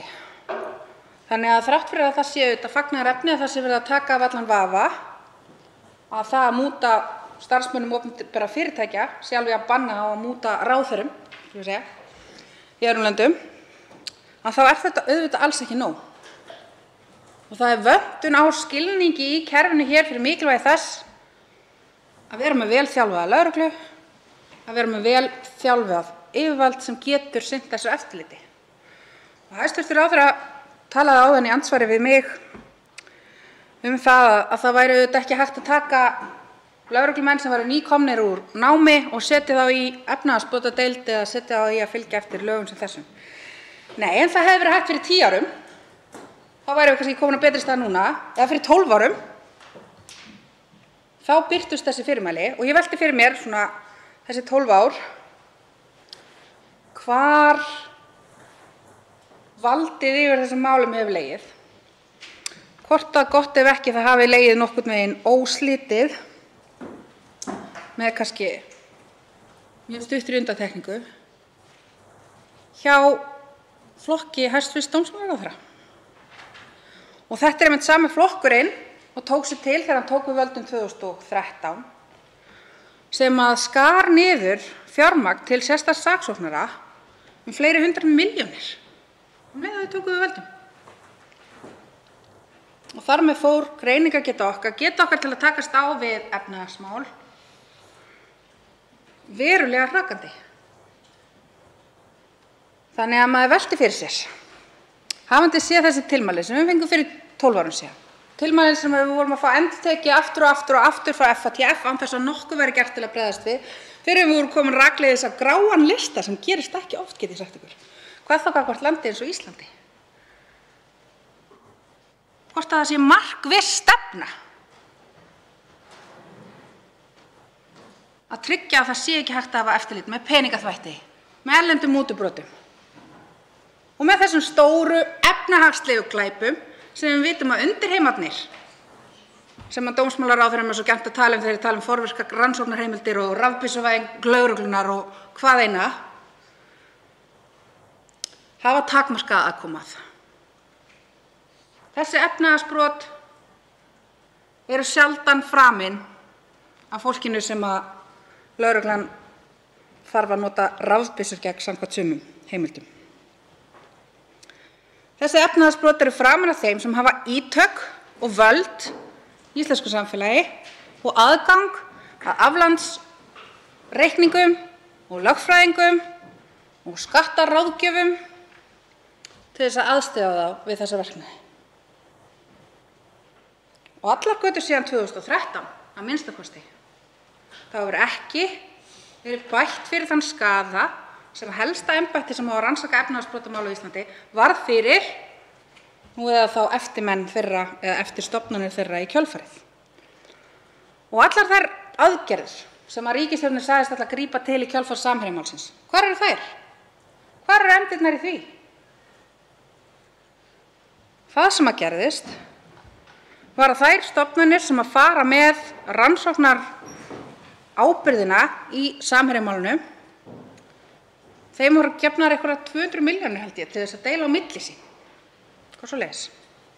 Í einskiptiskostnaði, ef ég man rétt, sem auðvitað ofan í gapandi gat fjárskorts er ekki neitt, virðulegi forseti, og gerir það að verkum að það er ekki hægt að bregðast við með viðeigandi hætti. Þannig að þó svo að hér sé vissulega verið að stíga skref og það verið að breyta lögum til samræmis við tilmæli, þá er ekki verið að gera það sem mestu máli skiptir, sem er að tryggja að við höfum mannskap, greiningagetu og þekkingu inn í kerfinu til þess að fyrsta lagi verða var við svona brot, vera meðvituð hvert eigi að leita og bara það að geta komið þeim áfram á okkur tilsettum tíma. Ég kalla því eftir að það verði gerð gangskur í þessum málum. Og ef að ríkisstjórnin vill virkilega láta trúa því sig að þeim sé annt að bregðast við málum sem þessum, og vil ekki líta undan, að það þarf augljóslega að gera miklu betur og það þarf augljóslega að uppfylla öll 17 tilmælin, ekki bara 2 frá því 12 árum síðan. Til máls tekur hv. 12. þingmaður Suðvesturkjördæmis Sigmar Guðmundsson.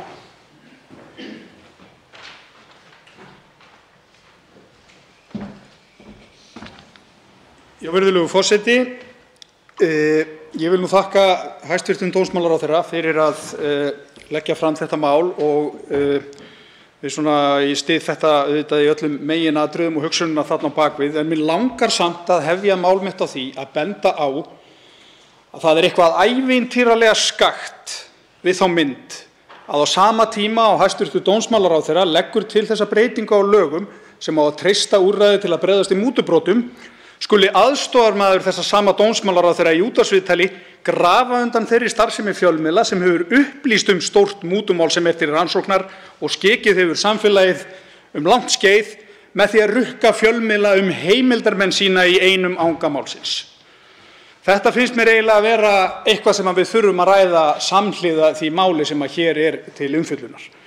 Því að það alveg hárrétt sem kom fram hér áðan hjá hv.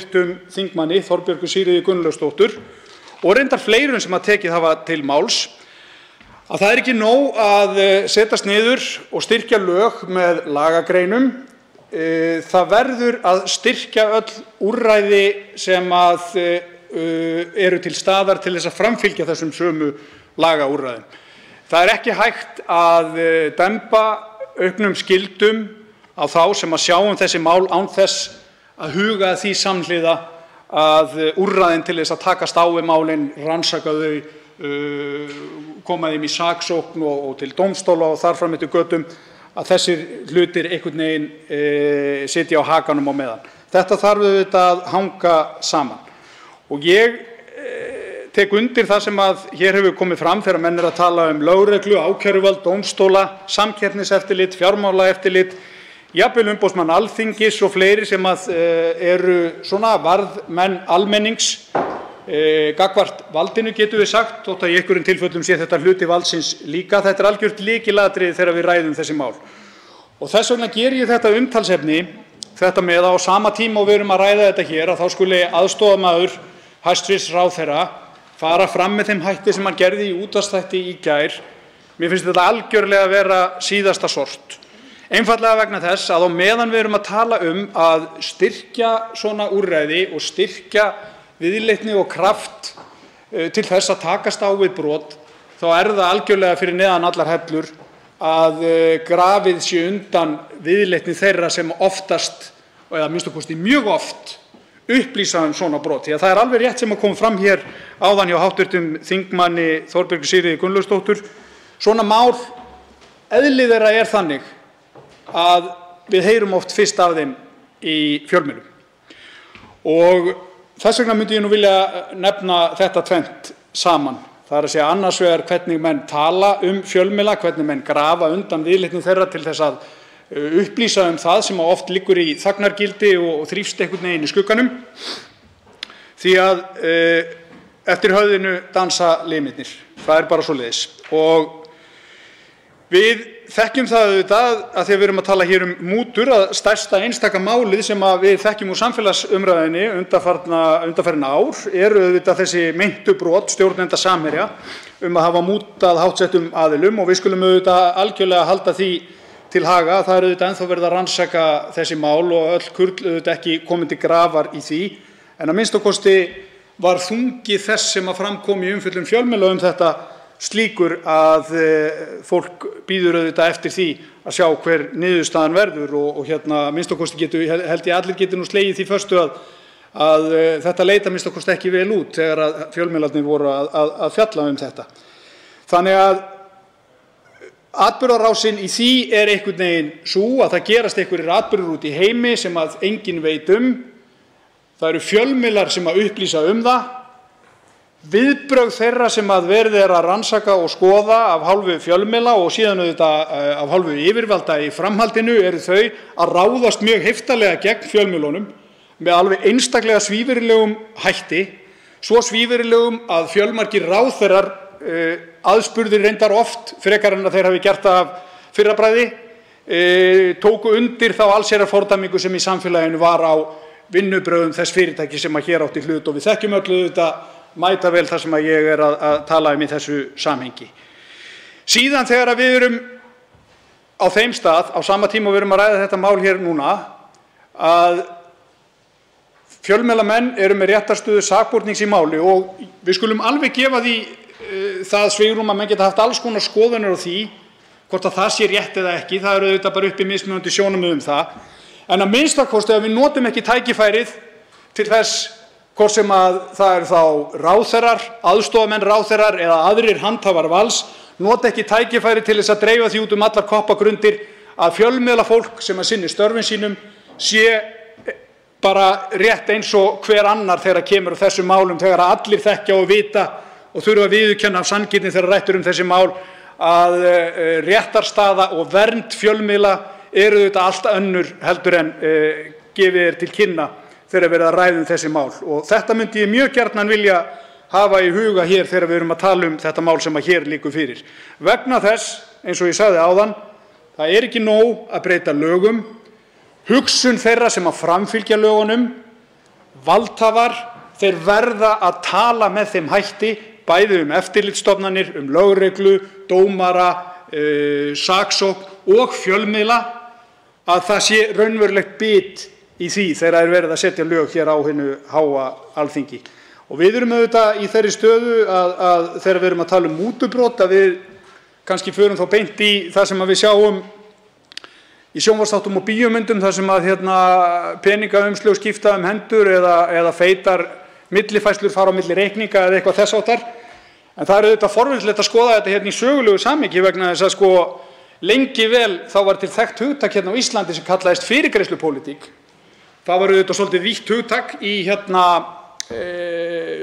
umræðu, en partur af því sem við köllum fyrirgreiðslupólitík var auðvitað ekkert annað heldur en það sem að vel mætti heimfara undir almennan skilning fólks óháð lagaskilgreiningum á því hvað eru mútur. Það er að segja þegar menn notfæra sér vald sitt til þess að koma einhverjum málum í gegn, til að mynda gegn einhverjum miklum stuðningi.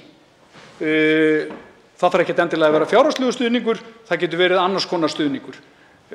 Fólk í valdastöðum, það þarf auðvitað að gæta að sér og sem betur fyrir það auðvitað þannig að við erum farin að tala öðruvísu þessi mál núna heldur en við gerðum hér fyrir einhverjum áratugum síðan, en mér finnst mikilvægt að hafa þetta samhengi í huga því að þegar við erum að tala þessa hluti svona almennt séð, þá erum við ekki bara alltaf að tala þessi stærstu mál. Það er fjölmargt þarna undir smærra sem að þarf auðvitað að ná að komast inn í lög og vera hægt að taka á.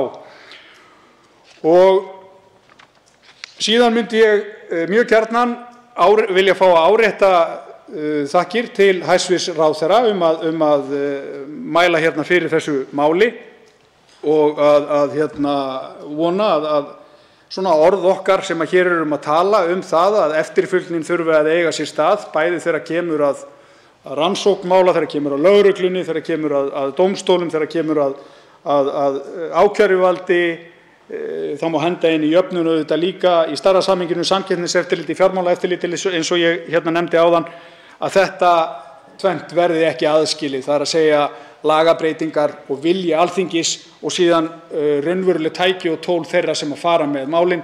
Og þá árétta ég enn og aftur, fjölmiðlar gegna þar veigamiklu hlutverki og það er ekki heppilegt að á sama tíma og við erum að ræða þetta hér í þinginu að þá skuli þeir sem að fara með framkvæmdarvaldið, hvort sem að það eru ráðherrar eða aðstoðarmenn ráðherrar eða aðrir, tala með þeim hætti sem að þeir hafa gert fjölmiðla og grafið undan krafti þeirra og vilja til þess að ljóstra upp mál sem að nákvæmlega eru undir í þessari umræðu hér. Til máls tekur hv. 6. þingmaður Reykjavíkurkjördæmis suður, Björn Leví Gunnarsson. forseti. Það er mikilvægt mál þó að það sé ekki stórt í sem sagt umfangi. Þá eins og sagt hérna, það nauðsynlegar breytingar á almennum hegningarlögum til að unnt sé að bregðast við tilmælum vinnuhóps efnahagssamvinnu og þróunarstofnunarinnar OECD um mútur í alþjóðlegum viðskiptum. Mig langaði til þess að fjalla pínulítið þetta í svona því samhengi sem ég hef unnið í á öðrum vettvangi, að það gagnvart gæðaeftirliti. Gæðaeftirlit gríðarlega mikilvægur partur af heildarsamhengi svona reglna sem við höfum ýmislegt eins og til dæmis mútur.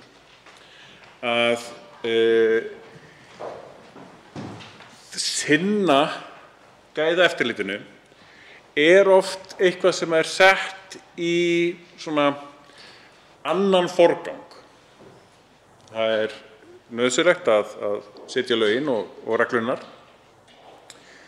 og það nauðsynlegt að hafa allavega starfsemi sem svona nær að sinna augljósustu verkefnunum og helstu áskorunum, kærum og ýmsu svoleiðis. En á undir niðri liggur alltaf tilraun til þess að fara ekki eftir reglum út af einhvers konar vonum gróða eða eitthvað því um líkt ef að það ekki farið eftir settum reglum. Og þetta ættum við að þekka í gegnum tíðina í öllum löndum, að það eru settar ákveðnar svona reglur, leikreglur það hvernig við viljum haga samkeppnisfyrirkomulaginu og það ef að sumir brjóta þær reglur og komast upp með það, að þá fá þeir einhvers konar forskot á einhvern hátt. Mútur eru ein leið til þess að komast í ákveðna greiða starfsemi gagnvart jafnvel aðilum sem eiga að sinna þessu eftirliti og koma í veg fyrir að einhver fái óeðlilegt forskot umfram annan. Þess vegna það rosalega mikilvægt að sá vettvangur sé óvéfengjanlegur í rauninni og sé rosalega mikil áhersla á gott gagnsæi á slík störf. Og mér finnst bera svona vott af því til dæmis í þessari greinargerð sem fylgir þessu frumvarpi í orðunum eins og að það hafi ekki verið klárað það sem með leyfi forseta. Í skýrslunni lýsir vinnuhópurinn áhyggjur af því að íslensk stjórnvöld hafi ekki enn lokið við rannsókn á einu einasta sakamáli eða varðar mútugreiðslur til erlendra opinberra starfsmanna. Þetta svona setning sem slær mann á þann hátt að maður spyr sig svona í gæðaeftirlits ham. Nú það bara kannski af því að það eru engin slík mál. Ef ekki, af hverju það þá ekki sagt? Eru einhver slík mál þá til staðar? Og ef svo, hver eru ástæðurnar fyrir því?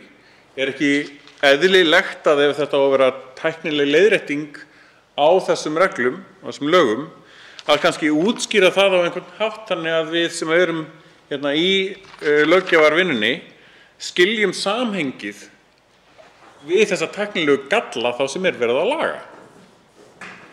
Það allavega ekki útskýrt mjög skilmerkilega í greinargerðinni. Skýrslan gerir það að vissu leyti á einhvern hátt, en kannski síður einmitt í þessu íslenska umhverfi, svona í þeim yfirlestur sem ég hef allavega náð að gera. Í allri vinnunni hérna þá nær maður ofta ekki dýptinni, menn nær yfirborðinu og það þarf tíma til þess að fara dýpra og ná tengingunum til þess að fatta að það verið að tala ákveðin mál kannski sem ekkert augljóst að sé verið að vísa í og ná þá heildarsamhenginu.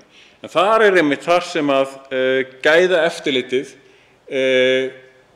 sinnir aðalvinnunni að sjá til þess að allir svona gírar kerfisins séu samstilltir og þegar að einhvers staðar einhver slær ekki í takt, að þá á það að vekja athygli þeirra sem eru að sinna því gæðaeftirliti að lögin séu að sinna tilgangi sínum.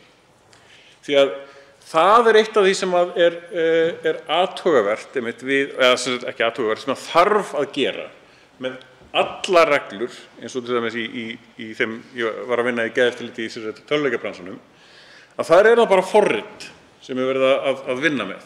Allir þeir sem eru að spila tölvuleikinn spila gagnvart þessu forriti. Og það hægt að beita ýmsum tækjum og tólum til þess að reyna að svindla á því forriti á einn eða annan hátt. Og eitt af því sem reynt alltaf að vakta hvernig möguleiki á að svindla á kerfinu. Að vita hvar veikleikarnir liggja, því að það oft ekki hægt að setja alveg lög og reglur alveg nákvæmlega allt. Ekki hárnákvæmlega allt. En að vita að minnstu kosti hvar veikleikarnir eru, til þess að geta fylgst með þeim, þá lykilatriði til þess að koma í veg fyrir það að einhver sé að reyna að nýta sér veikleikana. Og það kannski svona helsta athugasemdin sem ég hef svona inn í vinnu nefndarinnar að ná að mála upp þessa mynd af mútustarfsemi á Íslandi sem einmitt vitnað í að það hafi ekki verið einu einasta máli lokið. Og hvernig sem sagt ferli liggur þar á bakvið? Hvernig erum við statt og stöðugt að passa upp á að tilgangur laganna og reglnanna sé að viðhalda sér? Af því að fólk má vera algjörlega 100% visst það að það alltaf einhver að reyna að túlka sig fram hjá lögunum, tæknilega séð fara eftir lögunum en nýta þau á þann hátt sem að kannski ekki alveg eins og átti að fara með þau. Eða beinlínis bara brjóta þau að sjálfsögðu. Það bara ekki það gerist. Mannlegt eðli dálítið mikið þannig að það alltaf einhverjir sem að reyna að græða meira ef þeir telja sig geta komist upp með það. Jafnvel þó þeir telja sig geta komið upp með það, bara allavega meðan þeir geta komist upp með það. Og þá það nokk sama. Það bara óhjákvæmilegt. Og ef við værum ekki með svoleiðis fólk, þá yfirleitt þyrftum við mjög lítið á lögum og reglum að halda. Það merkilegt að allt þetta starf sem við vinnum einmitt til þess að vinna gegn þeim sem eru stöðugt að reyna að svindla á öðrum. Ansi mikið umfang einmitt í að reyna að koma í veg fyrir það. Og margir segja sem þá á móti að við ættum þá bara að sleppa öllum reglum. En við vitum það líka, við byrjuðum þar. Það gekk ekkert upp. Þá var það bara sá sem var stærstur og sterkastur og svo framvegis sem að réði öllu. Og þá var bara ákveðið ógnarvald, það var konungsveldi og svo framvegis. Við höfum verið þar. Það virkaði ekki. Það þýðir ekki að núverandi kerfi sé best. Við erum alltaf að reyna að leita að leið til þess að gera hlutina betur.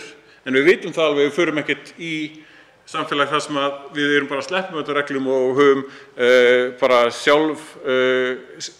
sjálfstjórnandi markað eða eitthvað þeimlíkt. Það gengur ekki, það virkar ekki.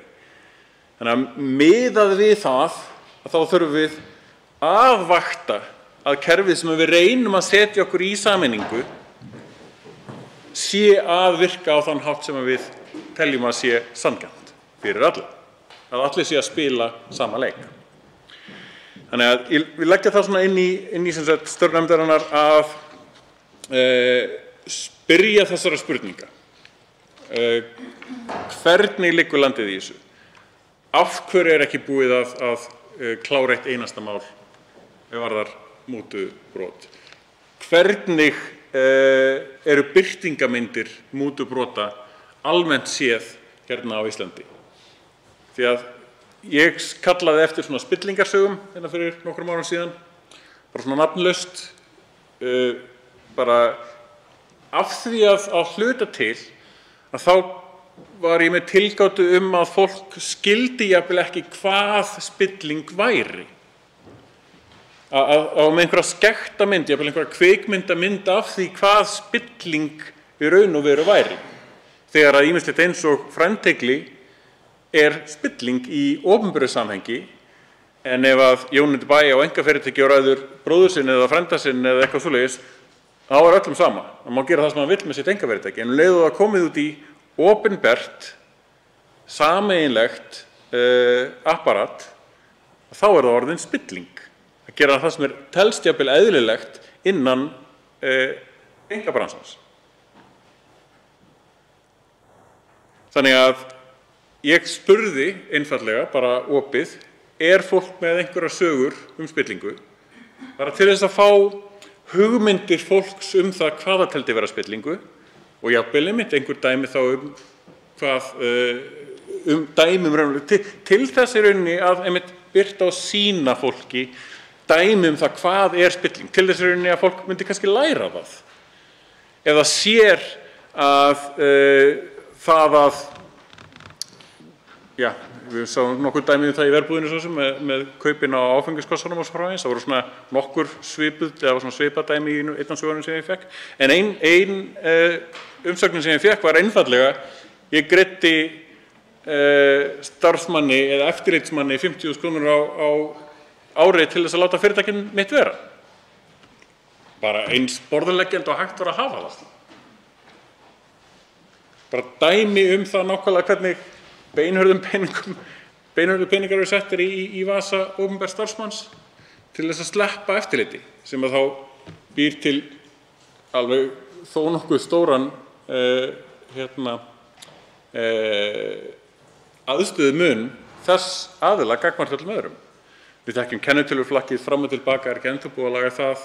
Það vantar þetta gagnsæi í einmitt fyrirtækjarekstur til þess að fólk viti við hverja þá rauninni að eiga viðskipti við, því að þú vilt ekki þurfa að brenna þig á því aftur og aftur og aftur að eiga einhvern veginn í viðskiptum við sama aðila sem sífellt síðan að stinga af frá ógreiddum skuldum. Bara því að skiptum kennitölu og með eitthvað annan nafn núna á bakvið fyrirtæki sem að í raun og veru sem sagt sami aðili og þú brendir það á síðast. Lögin raunverulega eigendur koma til móts við þetta tímalaust, en gagnsæið vantar, aðgengið að þessum vantar. Til dæmis með aukið aðgengi að hluthafaskrá og það þarf að uppfæra hana oftar og hraðar. Það er búið að laga þetta að vissu leyti með gjaldfrjálsum aðgangi að fyrirtækjaskrá. Það var stórt skref sem var tekið þegar að frumvarp Pírata var samþykkt. Svo eru Píratar með einmitt gjaldfrjáls aðgangur á hluthafaskrá og ársreikningaskrá. Ráðherra kom einmitt með breytingar á einmitt ársreikningaskrá, þannig að það er gerð gjaldfrjálst að nálgast hana. Og þar eru vissar upplýsingar náttúrulega hluthafa líka, en það vantar einmitt þessi grunnurinn þarna að bara hluthafaskráin, hún sé opin og aðgengileg, það sé reglulega uppfært, bara þegar það eru gerðar breytingar þá uppfærist það sjálfkrafa, þetta sé bara svona aðgengilegur gagnagrunnur það hver á hvar, ekkert óeðlilegt við að þetta sé aðgengilegt öllum. Þannig að það rosalega margt í þessu umhverfi sem við þurfum að gera betur með, sérstaklega hvað varðar gagnsæi og rauninni bara ákveðna kennslu í því hvað spilling af því að nákvæmlega sama hátt og ofbeldi að við lærum ekkert rosalega mikið á það í æsku hvað ofbeldi sem gerir það að verkum að við jafnvel beitum því eða áttum okkur ekki á því þegar við verðum fyrir því að það sé verið að beita ofbeldi. Og nákvæmlega sama hátt það stundum rosalega mannlegt að bara redda vini sínum í einhverju vinnu eða eitthvað svoleiðis, en þegar það gert í ákveðnum tilvikum þá það spilling. En ekki í öðrum tilvikum. Og þekkja muninn þarna á milli eitthvað sem algjörlega nauðsynlegt að gera og við þurfum að gera betur í. Til máls tekur hv. 13. þingmaður Suðvesturkjördæmis Gísli Rafn Ólafsson.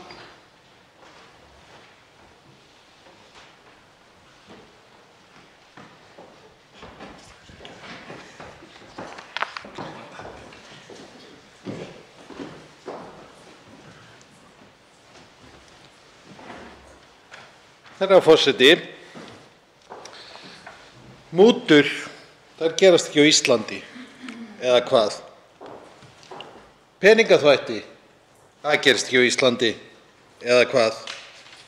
Íslendingar myndu aldrei múta eða þvo peninga eða eiga leynilega aflandsreikninga, eða hvað?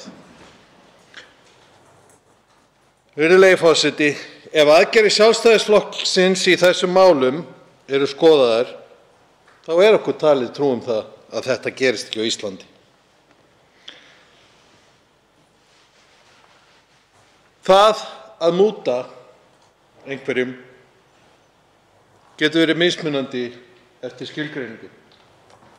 Ég starfaði hjá alþjóðlegu fyrirtæki einu sinni þar sem það að gefa opinberum starfsmanni einhvers ríkis eitthvað meira en penna að gjöf var skilgreint sem mútur. Það að bjóða viðkomandi út að borða var skilgreint sem mútur. Það að gefa viðkomandi eitthvað aðeins stærra en pennan, kannski eitthvað smá markaðsdót sem við vorum með, það var skilgreint sem mútur. Og þetta þurftum við að fara eftir. Já, það nefnilega þannig að það dæmt fyrir mútur á Íslandi. Það hefur ekki verið dæmt fyrir mútur við erlenda og opinbera aðila. Það hefur verið dæmt fyrir mútur og það að þiggja mútur á Íslandi. En þrátt fyrir það að þessi brot gerist hér á landi, þá reynir Sjálfstæðisflokkurinn að gera þeim sem eiga rannsaka eða sækja til saka fyrir þessi mál lífið erfitt. Lög eins og þau, það frumvarp það sem verið að bera fram hér í dag, ekki sett fram fyrr en seint og síðir og þá einungis vegna þess að Ísland var komið á válista og það var byrjað að sparka í rassinn á ríkisstjórninni að fara að gera eitthvað í þessu, ellegar við myndum ekki geta tekið þátt í alþjóðlegu umhverfi. Já, fjármagnið skorið niður til eftirlitsaðila og rannsakenda. Það fallegt að tala að það þurfi að þjálfa fólk en setja svo enga peninga í það. Og fjölmiðlar sem oftast þeir sem að fjalla opinberlega þessi mál, því ekki þorir almenningur að tala þá, að fjölmiðlar eru ofsóttir jafnvel að ráðherrum Sjálfstæðisflokksins. Og við þurfum því að spyrja okkur, af hverju? Af hverju okkur talin trú að ekkert sé að gerast? Af hverju ekkert gert til þess að bæta þetta? Af hverju ekki sett fjármagn í þetta? Af hverju eru fjölmiðlar ofsóttir? Við hljótum að spyrja okkur, einhver staðar eitthvað óhreint mjöl í pokahorninu? Næsti tekur til máls hæstv. Dómsmálaráðherra Jón Gunnarsson.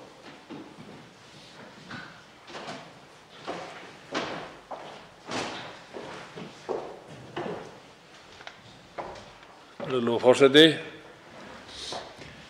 ég vil nú sérstaklega þakka fyrir þær ræður sem hafa verið hér málefnalegar í umfjöllun þetta mikilvæga mál og sérstaklega bar þar nú af ræða hv. þingmanns Þorbjargar Sigríðar Gunnlaugsdóttur og það voru ágætar ábendingar hér frá Eyjólfi Ármannssyni og Sigmari Guðmundssyni. Það sem kom meðal annars þar fram var að líta á þessar stofnanir sem hér eiga undir sem innviði og ég get verið sammála því að þetta eru innviðir sem þurfa að vera traustir og þarf að styrkja. Það fullyrðingar sem hér hafa verið síðan verið haldið á lofti vilja ráðherrans og ákveðinna aðila þingflokks að grafa undan getu eftirlitsstofnana, stunda hér vinahygli, greiðastarfsemi og fyrirgreiðslupólitík, jarða sig sjálft. og er ekki svaravert. Mútur, efnahagsbrot og jafnvel hryðjuverk, eins og hér var orðað af einum málshefjanda, eru auðvitað hluti af skipulagðri brotastarfsemi. Og það er skipulögð brotastarfsemi sem að spilar stærsta þáttinn í öllum slíkum afbrotum. Skipulögð brotastarfsemi hefur skotið rótum á Íslandi og ekki nóg með það, henni er að vaxa fiskur hrygg. Og því verður ekki mætt öðruvísi, það er að segja glímunni við þennan vágest verður ekki mætt öðruvísi heldur en að styrkja þær stofnanir sem eiga við þetta etja. Þeir sem hafa kynnt sér skýrslur lögreglunnar skipulagða brotastarfsemi sjá hvað kemur þar fyrst fram í þessum stofnunum sem allir eru sammála að þurfa að styrkja og bera traust til. Þrátt fyrir niðurrif starfsemi, meinta niðurrif starfsemi Sjálfstæðisflokksins sem sumir reyna að halda hér fram með órökstuddum dylgjum.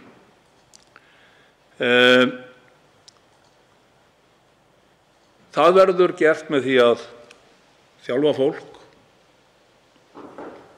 það verður gert með því að mennta fólk og fjölga fólki. Við þurfum þó að vera viss það hvað við erum að fá fyrir það sem við leggjum í dag og hvort við getum gert kerfið skilvirkara. En það sem stendur upp úr, og það fólk sem að talaði hér hæst að það þurfa að styrkja stofnanirnar og efla þær, en tala síðan niður, eru víðtækari heimildir til að geta gripið inn í rannsóknir á fyrri stigum, fyrirbyggjandi rannsóknir, fyrirbyggjandi eftirlit. Það er grundvallaratriði til að geta tekist á við þessa málaflokka. Og ég fór yfir það í ræðu minni hér áðan, þegar að hvernig íslensk lögregluembætti eru í raun vopnlaus þegar upplýsingar berast frá lögregluembættum nágrannalanda okkar varðandi starfsemi eða einstaklinga sem ástæða til þess að fylgjast með. Lögin heimila það ekki. Þetta er lykilatriði og við þess er ég að bregðast. Fulltrúi Sjálfstæðisflokksins á Alþingi, dómsmálaráðherra í umboði Alþingis og þingmanna Sjálfstæðisflokksins, við þessu erum við að bregðast með því að leggja hérna fram frumvörp til þess að styrkja þessar valdheimildir, til þess að styrkja þessa starfsemi. Í fjárlögum fyrir síðasta ár, fyrir þetta ár, við afgreiðslu þeirra á síðasta ári, var 80 milljarði bætt við í fjáraukalögum og fjárlagagerð til þess að styrkja þessar stofnanir undir forystu Sjálfstæðisflokksins. 81.000 milljónir. Svo geta menn raupað hér í einhverjar aðrar áttir, algjörlega órökstuddar dylgjur.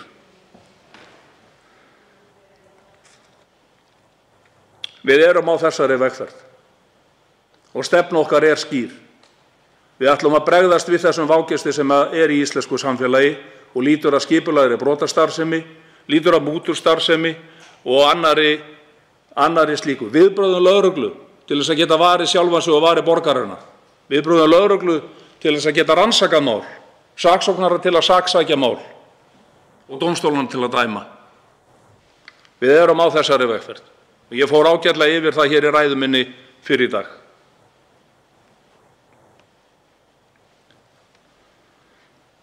Það hefur verið spurt hér af hverju kemur þetta mál núna. Þetta mál er búið að vera í ákveðnum undirbúningi og við vitum það hvernig þingið var á síðasta ári. Það hefði örugglega komið fram á síðasta ári ef að tækifæri hefði verið til þess. Þannig að það má einhverju leyti rekja það til þess að þeim aðstæðum sem voru á árunum 2020 í starfsemi Alþingis. Hversu mörg mál eru til umfjöllunar eða rannsóknar. Ég hef ekki töluna yfir það hv. þm. Lenya Rún Taha Karim. Það því miður ekki. En það hægt að afla þeirra upplýsinga. Úr þeim málefnalegu ræðum sem hér hafa verið fluttar tek ég með mér hvatninguna að gera betur, tek með mér hvatninguna að skoða þessi mál enn frekar og eins og ég hef sagt ykkur þá eru fleiri mál sem að tengjast þessu á leiðinni til hv. Alþingis og ég vænti góðs samstarfs í því og einnig því að þegar við erum búin að sjá hvernig skoðun okkar á því hvernig við getum lagað starfsferla, náð aukinni skilvirkni fram í nýtingu á því fjármagni sem við höfum til umráða sem umtalsvert og hefur vaxið mikið á undanförnum árum, hvað sem aðrir segja, þá hefur það vaxið mikið framlög til löggæslumála, rannsóknarmála, saksóknar, allra þessara þátta hafa framlögin aukist á síðustu árum og við erum að halda áfram á þeirri vegferð og ég vænti þess í ljósi umræðunnar þá vænti ég skilnings á því að við munum þurfa að gera betur í þeim efnum. En þegar ég legg þá tillögu fyrir þingið sem að birtist reyndar í fjármálaáætlun væntanlega í vor og svo við fjárlagagerð þá á næsta ári, að þá vil ég hafa það vel rökstutt og kortlagt í hvað þeir peningar fara og hvað skattborgarar landsins fá fyrir þau auknu framlög sem að nauðsynleg eru inn í þessa málaflokka.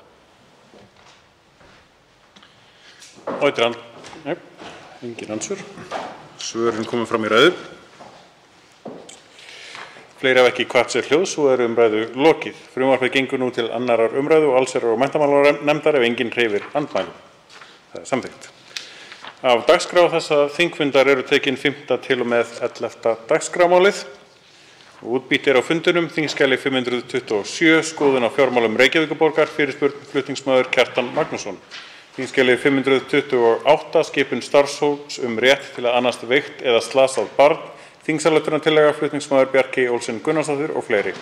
Þingskjali 531 fjármálastefna 2022 til 2026 nefndarálit meirihluta fjárlaganefndar.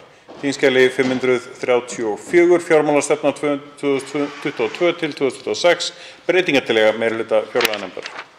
Fleira leggur ekki fyrir á þessum fundi. Boðað verður til næsta fundar með dagskrá. Fundi slitið.